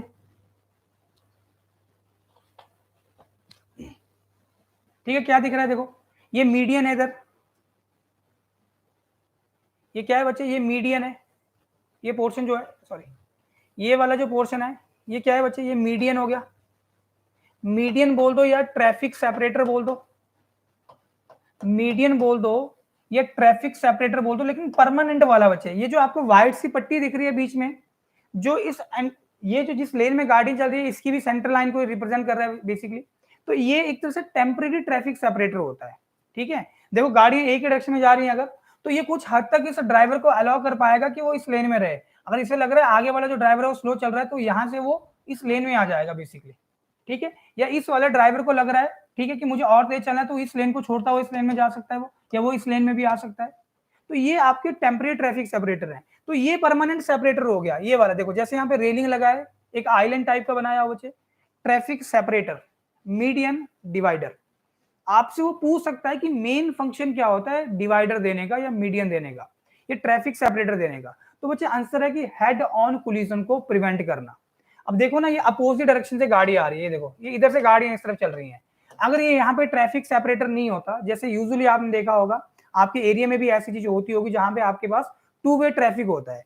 2 वे ट्रैफिक बोलने का मतलब क्या है कि जैसे मान लो 2 लेन रोड है फॉर एग्जांपल, ये डायरेक्शन में गाड़ियां जा रही हैं, ठीक है, और ये डायरेक्शन से गाड़ियां आ रही हैं, ठीक है, तो इसे मैं बोलता हूँ 2 वे ट्रैफिक, और ये 2 लेन मान लो।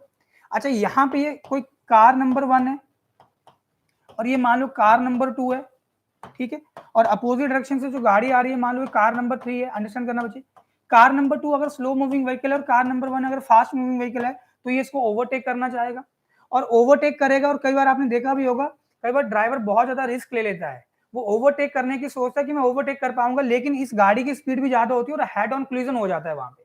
मतलब ये ड्राइवर अपनी लेन को छोड़ता हुआ इस लेन में जैसे ही एंटर करेगा, डेफिनेटली आगे से गाड़ी आ रही है, अगर वो प्रॉपर यहाँ पे सुपरविजन के साथ ओवरटेक नहीं कर रहा होगा तो डेफिनेटली कैजुअलिटी होती है बच्चे। ठीक है, जो सभी ने देखा भी होगा। तो हमारा पर्पस क्या है, मीडियन या ट्रैफिक सेपरेटर या डिवाइडर देने का बच्चे, हेड ऑन कोलिजन को प्रिवेंट करना, ये इसका मेन फंक्शन है, ये ध्यान रखना आपने। अगर आपसे वो कभी पूछता है कि मेन फंक्शन क्या है मीडियन डिवाइडर देने का, तो आंसर है हेड ऑन कोलिजन को प्रिवेंट करना। अब इसकी विड्थ के ऊपर जनरली क्वेश्चन पूछे जाते हैं कि इसकी बताओ विड्थ कितनी होती है। तो जनरली बच्चे अगर मैं मीडियन की बात करूं तो IRC बोलता है कि जो डिजायरेबल वैल्यू है, मतलब मैक्सिमम आप 5 मीटर तक लेके चल पड़ो। अब देखो 5 मीटर बच्चे मीडियन की विड्थ, ये वाली कितनी है, ये 5 मीटर, ठीक है। 5 मीटर मीडियन की विड्थ, गौर करना 5 मीटर बहुत ज्यादा विड्थ होती है बच्चे, आप सिंगल लेन से तो ज्यादा विड्थ मीडियन में दे रहे हो। और दूसरा बच्चे मीडियन का ये विड्थ देने का पर्पस ये भी होता है कि अगर आपको फ्यूचर में रोड को एक्सपैंड करना है, ठीक है, क्योंकि यहाँ पे बिल्टअप एरिया बन चुका है कुछ और उस तरफ, तो आप मीडियन की तरफ अपनी रोड को एक्सटेंड कर सकते हो, ठीक है। हम क्या करते हैं बच्चे, पहले ही हम रोड को ज्यादा एक्वायर करते हैं, जिस हम देखेंगे ROW भी एक पिक्चर में आएगा, वर्ड वो क्या होता है, we will see that one. तो यहाँ पे ये 5 मीटर IRC गिवन वैल्यू है, ठीक है। अगर बच्चे लैंड नहीं है, रिस्ट्रिक्टेड लैंड है, कम जगह है आपके पास, आप ज्यादा मीडियन नहीं दे सकते हो, तो IRC बोलता है कि आप फिर 3 मीटर पे आ जाओ। IRC बोलता है कि आप 3 मीटर पे आ जाओ मीडियन, ठीक है। IRC बोलता है बच्चे कि आप 3 मीटर पे आ जाओ मीडियन पे। अच्छा, अब कुछ चीजें मैं आपको और भी दिखा रहा हूं, इधर देखना जरा, कुछ चीजें बच्चे मैं आपको और भी दिखा रहा हूं। ये पेपर में पूछा जा सकता है, ऑल द पेपर में कुछ और पूछा हुआ था, ये भी आपको मैं बता देता हूँ। ये वाला फिगर देखो जरा, इस फिगर में आपको क्या दिख रहा है, इधर यहाँ पे आपको बच्चे ब्रिज दिख रहा है, और ये जो कालका शिमला, ये कालका शिमला का ही पिक्चर है बच्चे, टनल वहां पे आपको दिखता है परमाणु के पास, ठीक है, थोड़ा आगे से। तो ये फिगर देख लो ध्यान से, और इस फिगर के अंदर अब देखना जरा, तो ये तो बच्चे यहाँ पे लगे हैं क्रैश बैरियर, ये क्या हो गया बच्चे, ये हो गया क्रैश बैरियर, ठीक है जी। और ये हो गया बच्चे आपका डिवाइडर बोल दो, मीडियन बोल दो, ट्रैफिक सेपरेटर बोल दो। ये मीडियन हो गया या डिवाइडर हो गया या ट्रैफिक सेपरेटर। इसको मत बोल देना कि ये डिवाइडर होता है या मीडियन होता है, ये मीडियन नहीं होता बच्चे, मीडियन तो बीच वाला है ना, डिवाइडर बोल दो, ठीक है। अच्छा, और दूसरा क्या होता है बच्चे, इसके बाजू में देखो आपको क्या दिख रहा है, इधर यहाँ पे आपको कुछ चलने के लिए दिख रहा है ना, तो ये फुटपाथ का पोर्शन हो सकता है। और तो अभी हम देखेंगे कि शोल्डर क्या होता है, शोल्डर भी हमारे पास है, वी विल सी, फाइन। अच्छा, यहाँ पे आपको इसके बाजू में जो व्हाइट वाली है गार्ड रेल दिख रही है क्या, you can see this guard rail, ठीक है। गार्ड रेल बच्चे तभी दी जाती है जब हाइट ऑफ एम्बैंकमेंट 3 मीटर से ज्यादा हो। ESC का ये थ्योरेटिकल क्वेश्चन था काफी समय पहले, ठीक है। अगर हम बात करेंगे 2000 के पीछे पीछे वाले क्वेश्चन अगर आप लगा रहे हो ना, तो आपको मिल जाएगा कि guard rails are provided when the height of embankment exceeding 3 metre. Embankment मतलब फीलिंग में बन रहा है, और बच्चे यहाँ पे ब्रिज बन रहा है, देखो इस तरफ आपका ये टनल है, ठीक है, तो डेफिनेटली इसकी हाइट 3 मीटर से ज्यादा ही होगी, ठीक है। तो उस केस में हम क्या कर रहे हैं, प्रोटेक्शन के लिए दिया जाता है ये गार्ड रेल, ठीक है। तो ये हाईवे के क्लॉज के according guard rails are provided when, या तब दोगे when height of embankment, height of embankment होता है फिलिंग में जो आप यहाँ पे वर्क करवाते हो, है ना, when height of embankment is more than 3 metre, 3 metre से ज्यादा होगा तभी आप दोगे। और मेरे ख्याल से दिख नहीं रहा होगा ये ना, तो मैं रेड से लिख देता हूँ, when height of embankment is greater than 3 metre, 3 metre से ज्यादा होगा, दिमाग में बिठा लो। मैं सारी चीजें नहीं लिखा रहा हूँ, बहुत ज्यादा थ्योरी नहीं लिखाऊंगा, पेपर में जो चीजें आपसे वो पूछ सकता है जो आपको टिप्स पे हो जाए। हाइट ऑफ एम्बैंकमेंट 3 मीटर से ज्यादा होगा तभी गार्ड रेल दोगे, पहली चीज तो ये। अच्छा, अगर मैं मीडियन डिवाइडर की बात करूं तो बच्चे इसका जो मेन फंक्शन है या जो इसका सबसे मुख्य काम है वो यही है, हेड ऑन कोलिजन को रोकना, ठीक है, डिवाइडर का। और ये कहां पे प्रोवाइड किया जाएगा बच्चे, तो आंसर है बच्चे ये एज पे लगेगा जनरली, और ये बीच में होगा, मतलब इस शोल्डर वाली साइड पे नहीं होगा, पहली चीज तो ये, ठीक है। अच्छा, दूसरा एक पिक्चर और दिखाता हूं आपको, थोड़ी सी चीजें और क्लियर करता हूं, रुको जरा। ये देखो बच्चे, इस फिगर को देखो जरा, या पहला वाला फिगर देख लो आप,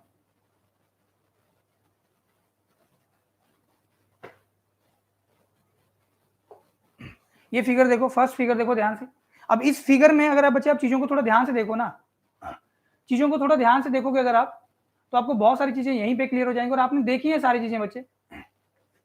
ये हो गया आपके पास डिवाइडर, मीडियन, तो एक तो ट्रैफिक को ये सेपरेट करता है, ट्रैफिक सेपरेटर भी बोल रहे हैं ना कि हेड ऑन कोलिजन ना हो। तो ये डायरेक्शन में जो गाड़ियां जा रही हैं बच्चे कुछ ऐसे ऐसे, और ये डायरेक्शन से जो गाड़ियां आ रही हैं ऊपर की तरफ, हम चाहते नहीं है कि अपनी लेन को छोड़ के इस अपोजिट लेन में आए, तो हमने एक परमानेंट सेपरेटर दे दिया यहाँ पे। दूसरा बच्चे, इस लाइन के बाजू में आपको कुछ यहाँ पे चीज दिख रही है, स्पेस, इसे बोलते हैं shoulder, this is shoulder, SHOULDER। और बच्चे जो हाईवेज हैं, जैसे नेशनल हाईवे है, स्टेट हाईवे है, IRC बोलता है कि कम से कम 2.5 मीटर विड्थ का शोल्डर देना ही है। आईआरसी बोलता है कि 2.5 मीटर विड्थ का आपको शोल्डर देना है, तो ये विड्थ कितनी है, मिनिमम 2.5 मीटर है। IRC given value, width of shoulder है बच्चे 2.5 मीटर का, IRC given value as per the IRC. ठीक है, नोट करते रहना कहीं ना कहीं बच्चे। इसमें जो आपको ये काला सफेद दिख रहा है ना, जो एक बाउंड्री टाइप की लगी है स्टोन की, इसे हम बोलते हैं कर्व स्टोन, इसे हम बोलते हैं कर्व स्टोन। अभी हम साइन पे नहीं गए तो हम पढ़ेंगे साइन किस तरह से हम फ्रेम करते हैं। इसे बोलते हैं बच्चे हम कर्व स्टोन। ठीक है, ये अलग अलग शेप, अलग अलग साइज के होते हैं। ठीक है, जेई में एक बार इसकी हाइट पूछा हुआ था ना, वो आपको लिख के देता है कि लो माउंटेबल कर्व है, या आपके पास यहाँ पे सेमी बैरियर टाइप कर्व है, we will see that one. बच्चे यहाँ पे भी एक कर्व स्टोन ही है, गौर करना, this is also curve stone. और ये कर्व स्टोन आपने देखा होगा जब आप पार्किंग में कहीं जाते हो तो पार्किंग में भी कर्व स्टोन लगाए होते हैं ना, तो ये कर्व स्टोन है। कर्व स्टोन का जो पर्पस होता है बच्चे, वो इस मेन ट्रैफिक को, यहाँ पे अगर मान लो आपका कोई पेडेस्ट्रियन वॉक है, पैदल चल रहे हैं लोग, तो आप इस चाहते हो पेडेस्ट्रियन को सेव करना फ्रॉम द ट्रैफिक, तो यहाँ पे आपने एक बाउंड्री टाइप का दे दिया इस तरफ की बात नहीं कर रहा हूँ बच्चे, यहाँ पे पेडेस्ट्रियन नहीं चलेगा, ये तो मीडियन है, डिवाइडर है ना, तो इस तरफ चलता है वो। ठीक है, हाँ, ये IRC 73 के अकॉर्डिंग है। IRC 73 अगर आप चेक करोगे you will get the values data. लेकिन साइन का बच्चे यहाँ पे कोड अलग है, साइन का जो कोड है वो अलग है। ठीक है, व्हीकल की डायमेंशन का कोड अलग है, तो जब हम ट्रैफिक में एंटर करेंगे, ट्रैफिक इंजीनियरिंग के वाले सेक्शन में, तब हम देखेंगे। फाइन, तो ये क्लियर हो गया। अच्छा, शोल्डर का पर्पस क्या होता है, शोल्डर का पर्पस क्या होगा बताना जरा बच्चे। अगर मान लो कभी गाड़ी आपकी खराब हो जाए, ब्रेक डाउन हो जाए, तो आप कभी भी गाड़ी को इस मेन कैरिज वे के ऊपर खड़ा नहीं करोगे। ये अलग बात है कि गाड़ी मूव नहीं हो सकती आगे पीछे, तो वहीं पे वो रुक जाएगा, दैट इज सेपरेट थिंग। तो यहाँ पे आपको अपनी गाड़ी को लैंड करवाना है शोल्डर वाले एरिया पे, इस एरिया पे आपको गाड़ी को लैंड करवाना है, शोल्डर वाले एरिया पे। ठीक है, शोल्डर वाले एरिया पे गाड़ी को लैंड करवाना है। एक पिक्चर में आपको और बताता हूँ, जिससे कुछ चीजें आपको और क्लियर हो जाएंगे, जस्ट वेट। एक पिक्चर बच्चे मैं आपको और दिखा रहा हूं, जस्ट होल्ड डाउन। ये देखो जरा, पिक्चर देखना ध्यान से। तो बच्चे ये क्या दिख रहा है आपको, ये तो शोल्डर ही है इधर, this is what, this is shoulder.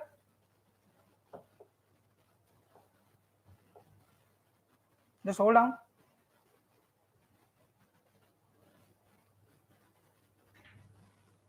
ये बच्चे शोल्डर है। ठीक है, शोल्डर क्या होता है बच्चे, शोल्डर एक तरह से एक्स्ट्रा अर्थ मास हो सकता है जिसको आप कंपैक्ट करते हो। यस, पेपर में लिख के दिया हुआ था, emergency lane is known as, paper के अंदर क्वेश्चन था emergency lane is known as, तो आंसर था शोल्डर, क्योंकि शोल्डर को हम एज एन इमरजेंसी लेन के रूप में भी यूज करते हैं बच्चे, शोल्डर को हम एज एन इमरजेंसी लेन के रूप में भी यूज करते हैं, लेट मी टेल यू। अच्छा, अब सुनो जरा ध्यान से, तो ये वाला जो पोर्शन हो गया शोल्डर हो गया। आप चाहते हो कि ड्राइवर शोल्डर एरिया के ऊपर कम ही आए, तो आप शोल्डर का जो बच्चे यहाँ पे सरफेस रखोगे, टेक्सचर रखोगे, वो रफ रखोगे as compare to main carriage way. इसका जो टेक्सचर होगा वो रफ होगा। रफ बोलने का मतलब ये नहीं है कि इसमें गड्ढे डाल दोगे, आप ऊबड़ खाबड़ कर दोगे, ऐसा नहीं होता बच्चे। कहीं कहीं अगर आपको बहुत बेहतरीन रोड देखने को मिलता है, तो वहां पे आपका जो शोल्डर होता है वो सेम ही पेव्ड मटेरियल का होता है, जिससे आपने वो मेटल वाला रोड बनाया होता है। बस फर्क ये होता है कि आप यहाँ पे एक सॉलिड लाइन लगा देते हो, इसके बाद यहाँ पे शोल्डर वाला पोर्शन स्टार्ट हो जाता है। ठीक है, तो फिलहाल के लिए ये शोल्डर हो गया। गाड़ी अगर खराब होती है तो शोल्डर के एरिया पे लैंड कराओगे, और अगर इमरजेंसी लेन के रूप में आपको यूज करना है तो आप शोल्डर को यूज कर सकते हो बच्चे। ठीक है, अच्छा, अब दूसरा क्वेश्चन ये बनता है कि अगर मुझे यहाँ पे किसी गाड़ी को बच्चे खड़ा करना है, तो कितने लोड के लिए मैं शोल्डर को डिजाइन करूं। मेन कैरिज वे का तो समझ में आता है कि ट्रैफिक लोड मेरे पास होगा। ठीक है, एंटीसिपेटेड ट्रैफिक लोड कितना आने वाला है उसके लिए मैं डिजाइन करूंगा, शोल्डर को कितने लोड के लिए डिजाइन करना है। तो बच्चे कोड बोलता है, आईआरसी बोलता है कि आप शोल्डर को इतने लोड के लिए डिजाइन करोगे कि वो फुल्ली लोडेड ट्रक के वेट को बियर कर सके। अब बच्चे अगर ये मिट्टी वाला होगा, मिट्टी वाले भी शोल्डर हमारे पास होते हैं बच्चे, आपने देखा होगा हिमाचल में बहुत सारी जगह आपको क्या मिलता है, मेटल वाला पार्ट है, उसके बाद यहाँ पे मिट्टी होती है। लेकिन इसका ये मतलब नहीं है अगर आप वहां पे कोई ट्रक खड़ा कर दोगे वो धस जाएगा मिट्टी के अंदर। तो यहाँ पे आप शोल्डर को इतने लोड के लिए डिजाइन करते हो, मैं लिख देता हूं चाहे, shoulder is designed for a load of fully loaded truck। मतलब आपका ये जो शोल्डर है ना, वो एक ट्रक को जिसमें लोड पूरी तरह से भरा हुआ है, वो तो फुल्ली लोडेड ट्रक के वेट को वो शोल्डर वाला पोर्शन बियर कर पाए, इतने लोड के लिए डिजाइन करना है। और गौर करना बच्चे, pay attention what I am saying, कि अगर आप यहाँ पे सॉइल में मॉइस्चर कंसीडर करोगे तो डेफिनेटली सॉइल की जो स्ट्रेंथ होता है वो गिर जाता है। तो कोड बोलता है कि आप यहाँ पे सॉइल में मॉइस्चर भी कंसीडर करो, उसके बाद आप सॉइल को बोलो कि वो फुली लोडेड ट्रक के वेट को बियर कर पाए, इतने लोड के लिए इसको डिजाइन करना है, शोल्डर एरिया को भी। फाइन, ये ध्यान रखना आपने। अच्छा, ये शोल्डर की विड्थ कितनी है मिनिमम? शोल्डर कितना है बच्चे? मिनिमम जो विड्थ होती है शोल्डर की दैट इज 2.5 मीटर। ठीक है, हाईवेज में अगर हम बात करें बच्चे तो कितना होता है ये शोल्डर का वेट? 2.5 मीटर है। ये आपको ध्यान रखना है। और देखो किसी स्टेट में ये पूछा हुआ था, ठीक है, कि शोल्डर का विड्थ बताओ कितना है बच्चे, है ना। तो अगर ये नेशनल हाईवे या स्टेट हाईवे होगा तो जनरली, मैं विलेज रोड की बात नहीं कर रहा हूँ, ये कितना है बच्चे? 2.5 मीटर। 2.5 मीटर इस तरफ होगा, 2.5 मीटर दूसरी तरफ होगा। और गौर करना बच्चे, ध्यान से सुनना क्या बोल रहा हूँ। अब ये अगर रोड जा रहा है बच्चे तो ये इसकी सेंटर लाइन हो जाएगी, ये रेड वाली जो होगी ये सेंटर लाइन हो जाएगी रोड की, अलोंग द लाइन दिख रहा है। तो आपने रोड को क्या किया बच्चे? कुछ इस तरह से फ्रेम किया होगा। क्रॉस सेक्शन की अगर बात करोगे कुछ ऐसे जैसे होगा रोड, ऐसे होगा ना। ठीक है, मैं थोड़ा आगे ड्रॉ करने की कोशिश करता हूं, लेट मी ट्राई। ये सेंटर वाला पार्ट हो गया बच्चे, तो ये एज हो गया रोड का, इधर कुछ इस तरफ कर दिया मैंने, तो कुछ ऐसे होगा रियलिटी में। रोड को सेंटर से उठाना है ना, ये रोड अगर चढ़ाई चढ़ रहा होगा दैट इज सेपरेट थिंग, उसमें फिर कैम्बर की जरूरत नहीं पड़ेगी। आपका जो लॉन्गिट्यूडनल स्लोप होगा जिसे आप ग्रेडियंट बोल रहे हो दैट इज इनफ बेसिकली। ठीक है। अच्छा, जो जब भी बारिश होगी तो बारिश का पानी यहां से आपका फ्लो करेगा, इस तरफ जाएगा और इस तरफ जाएगा। तो आप चाहते नहीं हो कि बारिश का पानी शोल्डर के ऊपर आके रुके। तो जो बच्चे, जो भी आपने एडजॉइनिंग पेवमेंट को, इसको बोला जा रहा है एडजॉइनिंग पेवमेंट, इसको आपने जो भी कैम्बर दिया होगा, मान लो आपका ये यहाँ पे थिक बिटुमिनस रोड सरफेस है, थिक बिटुमिनस रोड सरफेस है, हैवी रेनफॉल है, तो कैम्बर कितना हो गया बच्चे? 2%। अब आईआरसी बोलता है कि जब भी आप शोल्डर को यहाँ पे क्रॉस स्लोप दोगे, क्योंकि आप चाहोगे ना कि पानी यहाँ पे लोग यहाँ से भी होता है वो रोड साइड ड्रेन में चला जाए, तो कोड बोलता है बच्चे कि यहाँ पे आप जो भी एडजॉइनिंग पेमेंट को स्लोप दिए होंगे, कैम्बर दिए हैं, उसमें आप आधा % और जोड़ दो, इतना आपने क्रॉस स्लोप देना है शोल्डर को। तो कितना हो गया बच्चे? 2.5% हो गया क्या? पहली चीज तो ये, what I am saying, listen carefully word to word. Cross slope provided to shoulder, cross slope provided to shoulder should be 0.5% more than camber provided to the adjoining pavement या road surface, या camber provided to the shoulder should be 0.5% steeper, steeper मतलब ज्यादा, steeper than the camber provided to the adjoining road surface या pavement surface। इसका तो आप data निकाल लोगे कि हैवी रेनफॉल है, लाइट रेनफॉल है, थिन बिटुमिनस रोड सरफेस है या थिक बिटुमिनस रोड सरफेस है या बिटुमिनस कंक्रीट आपको लिख के दिया हुआ है बच्चे। तो यहाँ पे चेक करने 2.5% आ गया क्या कैम्बर के लिए। अब आईआरसी बोलता है कि जो यहाँ पे आपने शोल्डर को क्रॉस स्लोप देना है वो 3% से कम नहीं होना चाहिए। It should not be less than 3%। बच्चे अब ये न्यूमेरिकल हो गया, आपको लिख के दे दिया उसने, cement concrete road subjected to heavy rainfall, the cross slope provided to the adjoining shoulder. ठीक है, तो बताओ शोल्डर को कितना आप यहाँ पे क्रॉस स्लोप दोगे। तो आपने क्या किया बच्चे, सीमेंट कंक्रीट होगा 2% दिया हो बच्चे, तो आपको पता है हैवी रेनफॉल में 2% होता है, आपने इसमें 0.5% जोड़ा और 2.5% हो गया, और ये 2.5% भी ऑप्शन में है जो आंसर नहीं है। क्योंकि आईआरसी बोलता है कि शोल्डर को कम से कम आपको जो यहाँ पे क्रॉस स्लोप देना है वो है 3%। 3% से ज्यादा होगा तो ही आंसर रिपोर्ट करना, 3% से कम होगा तो आपने 3% ही आंसर रिपोर्ट करना, और 5% से ज्यादा भी नहीं होना चाहिए। ऐसा नहीं है बच्चे कि यहाँ पे आपने जो आपको कैम्बर गिवन था क्वेश्चन के अंदर, मान लो कैम्बर क्वेश्चन में आपको 5% गिवन था, सेम एग्जांपल पहले से, और आप उसमें 0.5% जोड़ रहे तो 5.5% हो रहा है, और 5.5% भी ऑप्शन में है। तो कोड बोलता है कि 5% से ज्यादा भी यहाँ पे क्रॉस स्लोप आप नहीं दोगे शोल्डर वाले पोर्शन को। क्लियर हो गया? कर लोगे मेरे ख्याल से।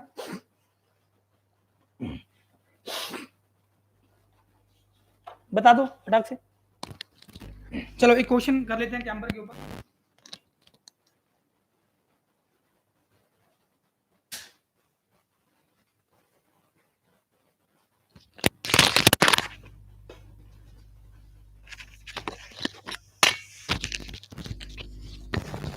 चलिए तो लिखेंगे क्वेश्चन एक, what will be the camber off shoulder.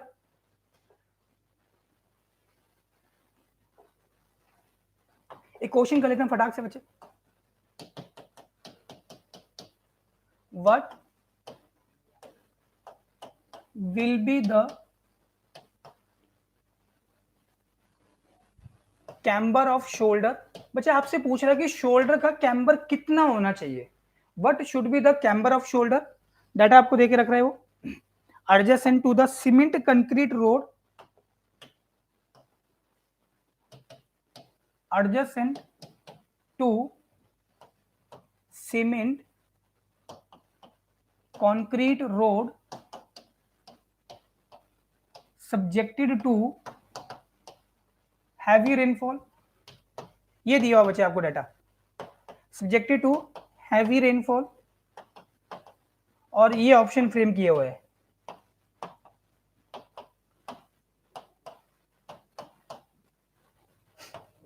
2%, 2.5%, 3%, none. ठीक है, तो कर लोगे मेरे ख्याल से, बिल्कुल बेसिक सा क्वेश्चन है।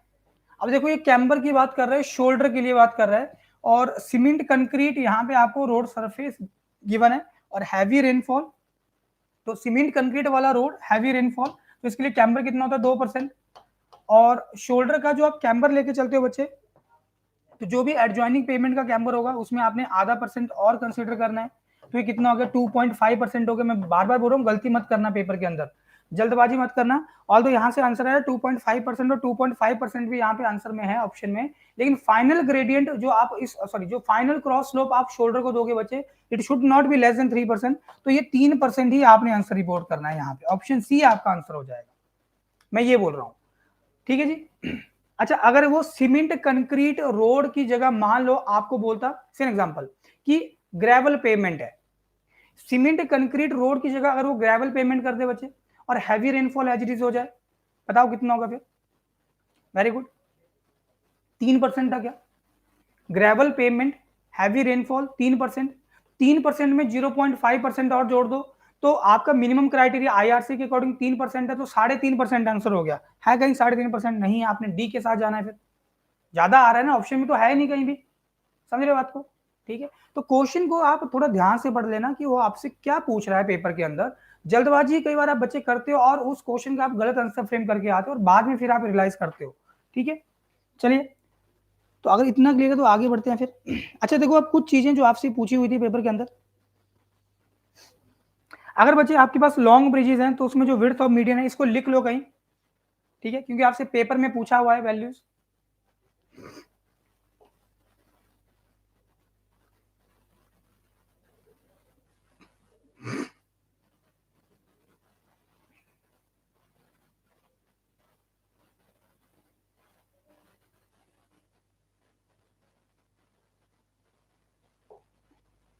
बच्चे मैं लिख देता हूँ, इधर पिक्चर के ऊपर लिख रहा हूँ, ये जो आपके पास यहाँ पे डिवाइडर है, मीडियन है, फॉर, लिख लो आप लोग कहीं, फॉर लॉन्ग ब्रिजेस। बच्चे बात की जा रही है यहाँ पे लॉन्ग ब्रिजेस की।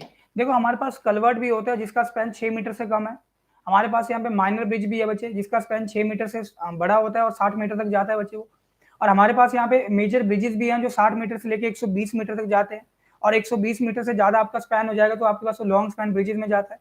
तो हमारे पास अलग अलग यहाँ पे फॉर्मेशन होती है, जैसे हम आई सेक्शन गर्डर यूज कर रहे होते हैं, जब स्पैन ज्यादा होता है बच्चे तो हमारा गर्डर से काम नहीं चलता है, तो हम क्या करते हैं, ट्रस गर्डर के साथ हम मूव कर रहे होते हैं। ठीक है, जो हम स्टील स्ट्रक्चर में पढ़ते हैं बेसिकली।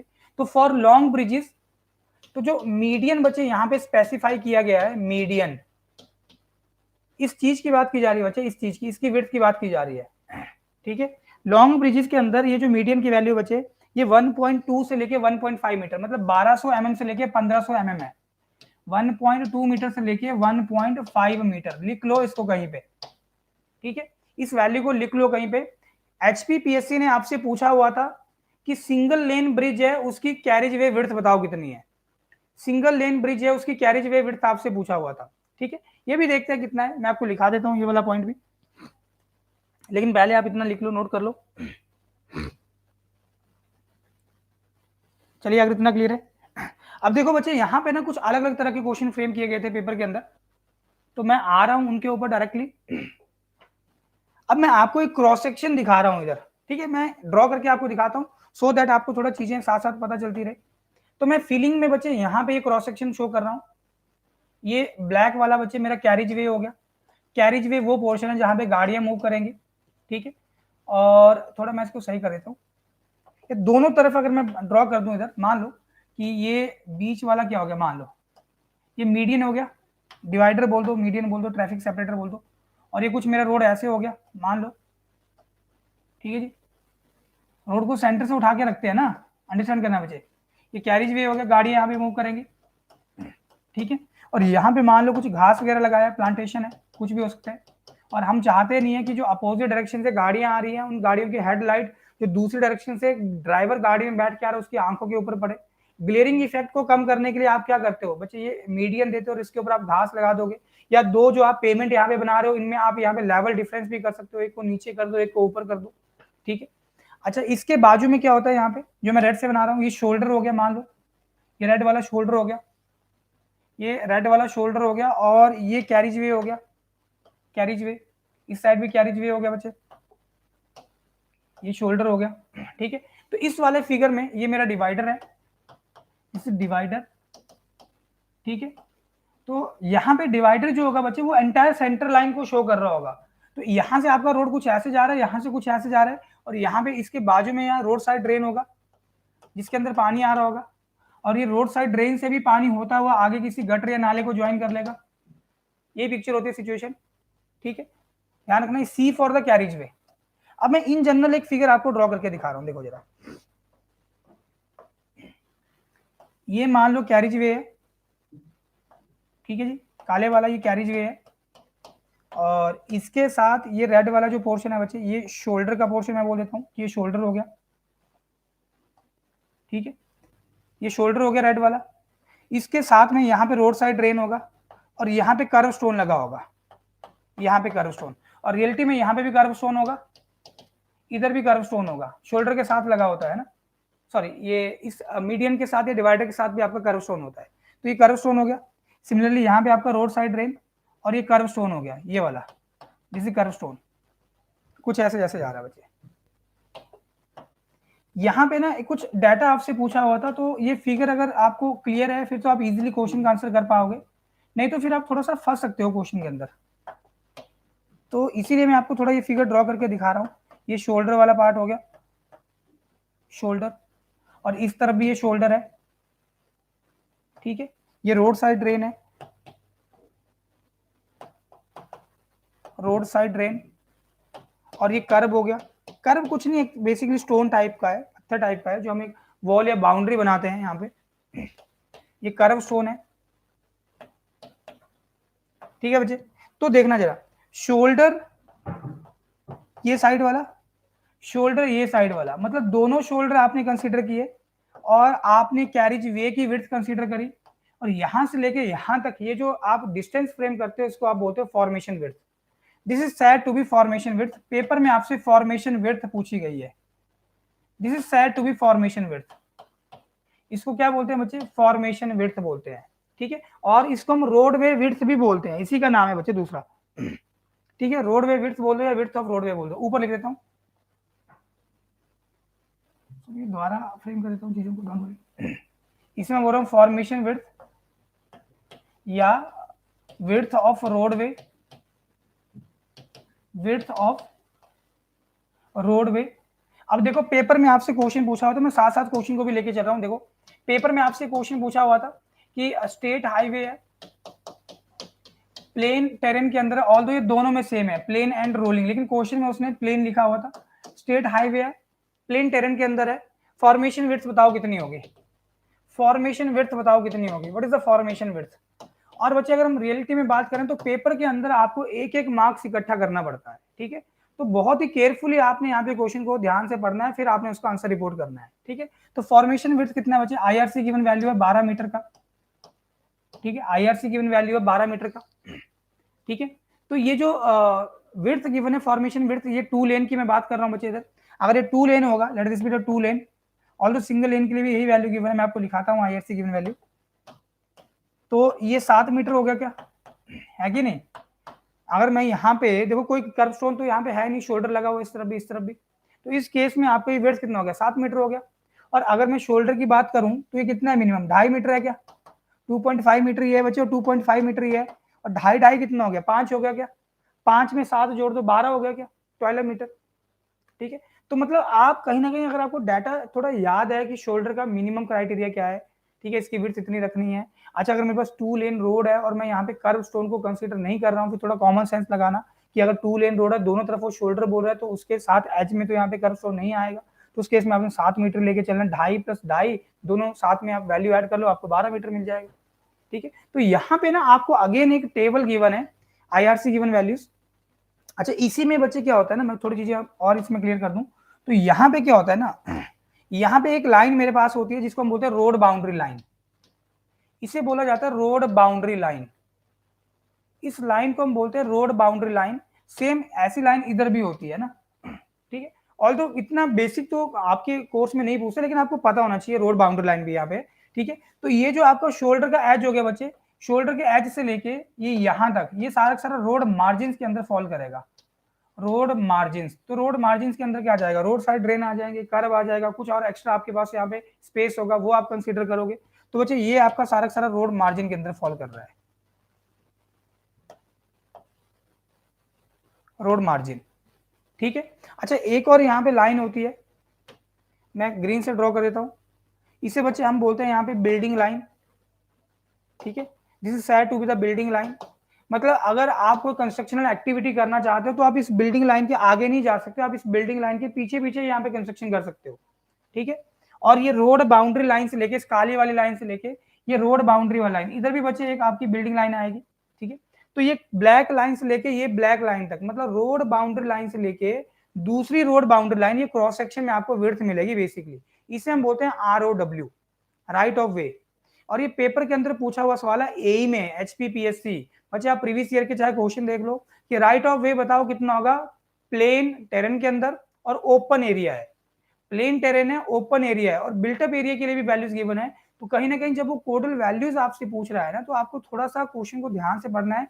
आंसर आता होगा तभी आप उसके ऊपर टिक करो, अदरवाइज आप उसको छोड़ के आगे बढ़ जाओ, ठीक है। क्योंकि यहाँ पे आपको चीजों को रिमेम्बराइज नहीं कर सकते हो कि आप सोच रहे हो अच्छा इसका क्या होगा आंसर, है ना। चलिए बढ़ते हैं बच्चे आगे फिर। अब इसके बाद फॉर्मेशन विड्थ का डाटा है, ठीक है। और फॉर्मेशन विड्थ का डाटा बच्चे, ये अब मैं एक काम करूंगा, थोड़ा स्मार्टली हम काम करेंगे।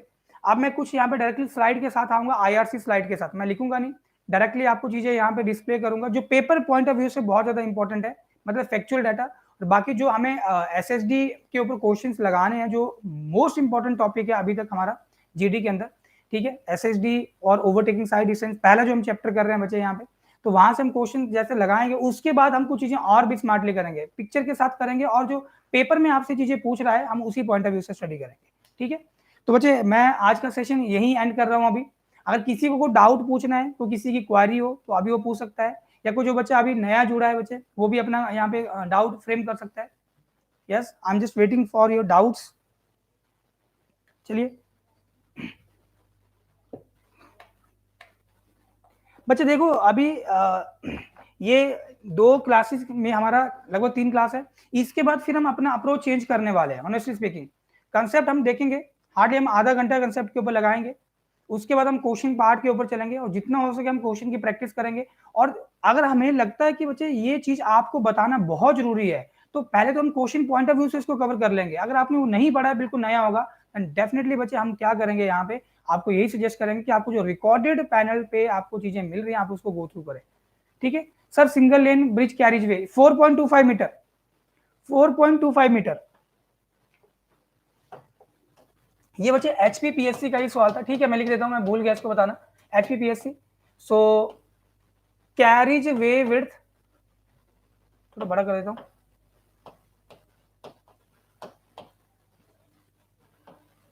कैरिज वे विड्थ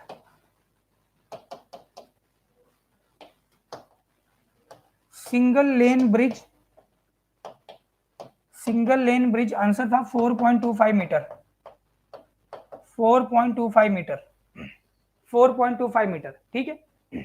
चलिए, तो अब देखो जो जो चीजें पेपर में पूछ रहा है बच्चे, हम पेपर तो सॉल्व करेंगे करेंगे, लेकिन मेरा ये जो आपका कोर्स रहेगा, उसके अंदर जो फोकस होगा ना, आपको कुछ इस तरह से तैयार करना है कि एग्जामिनर एटलीस्ट वो जितने भी क्वेश्चन डाल रहा है उसका 80 to 90% आप पेपर में सॉल्व कर पाओ।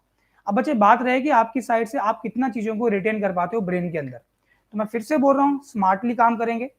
और जो बच्चे जॉब में है, वर्किंग है, या जिनको स्टडी किए हुए काफी ज्यादा समय हो गया, वो स्टडी के टच में नहीं है, उनको तो और भी ज्यादा स्मार्टली काम करना है और टाइम आपको काफी डिवोट करना है स्टडी के ऊपर। ठीक है, ये मत भूलना बच्चे कि अभी खाली ए की नोटिफिकेशन आई और जे के भी यहाँ पे नोटिफिकेशन आने वाली जल्दी, तो आप अच्छे से तैयारी करो और आपके दोनों पेपर यहाँ पे कवर होंगे बेसिकली।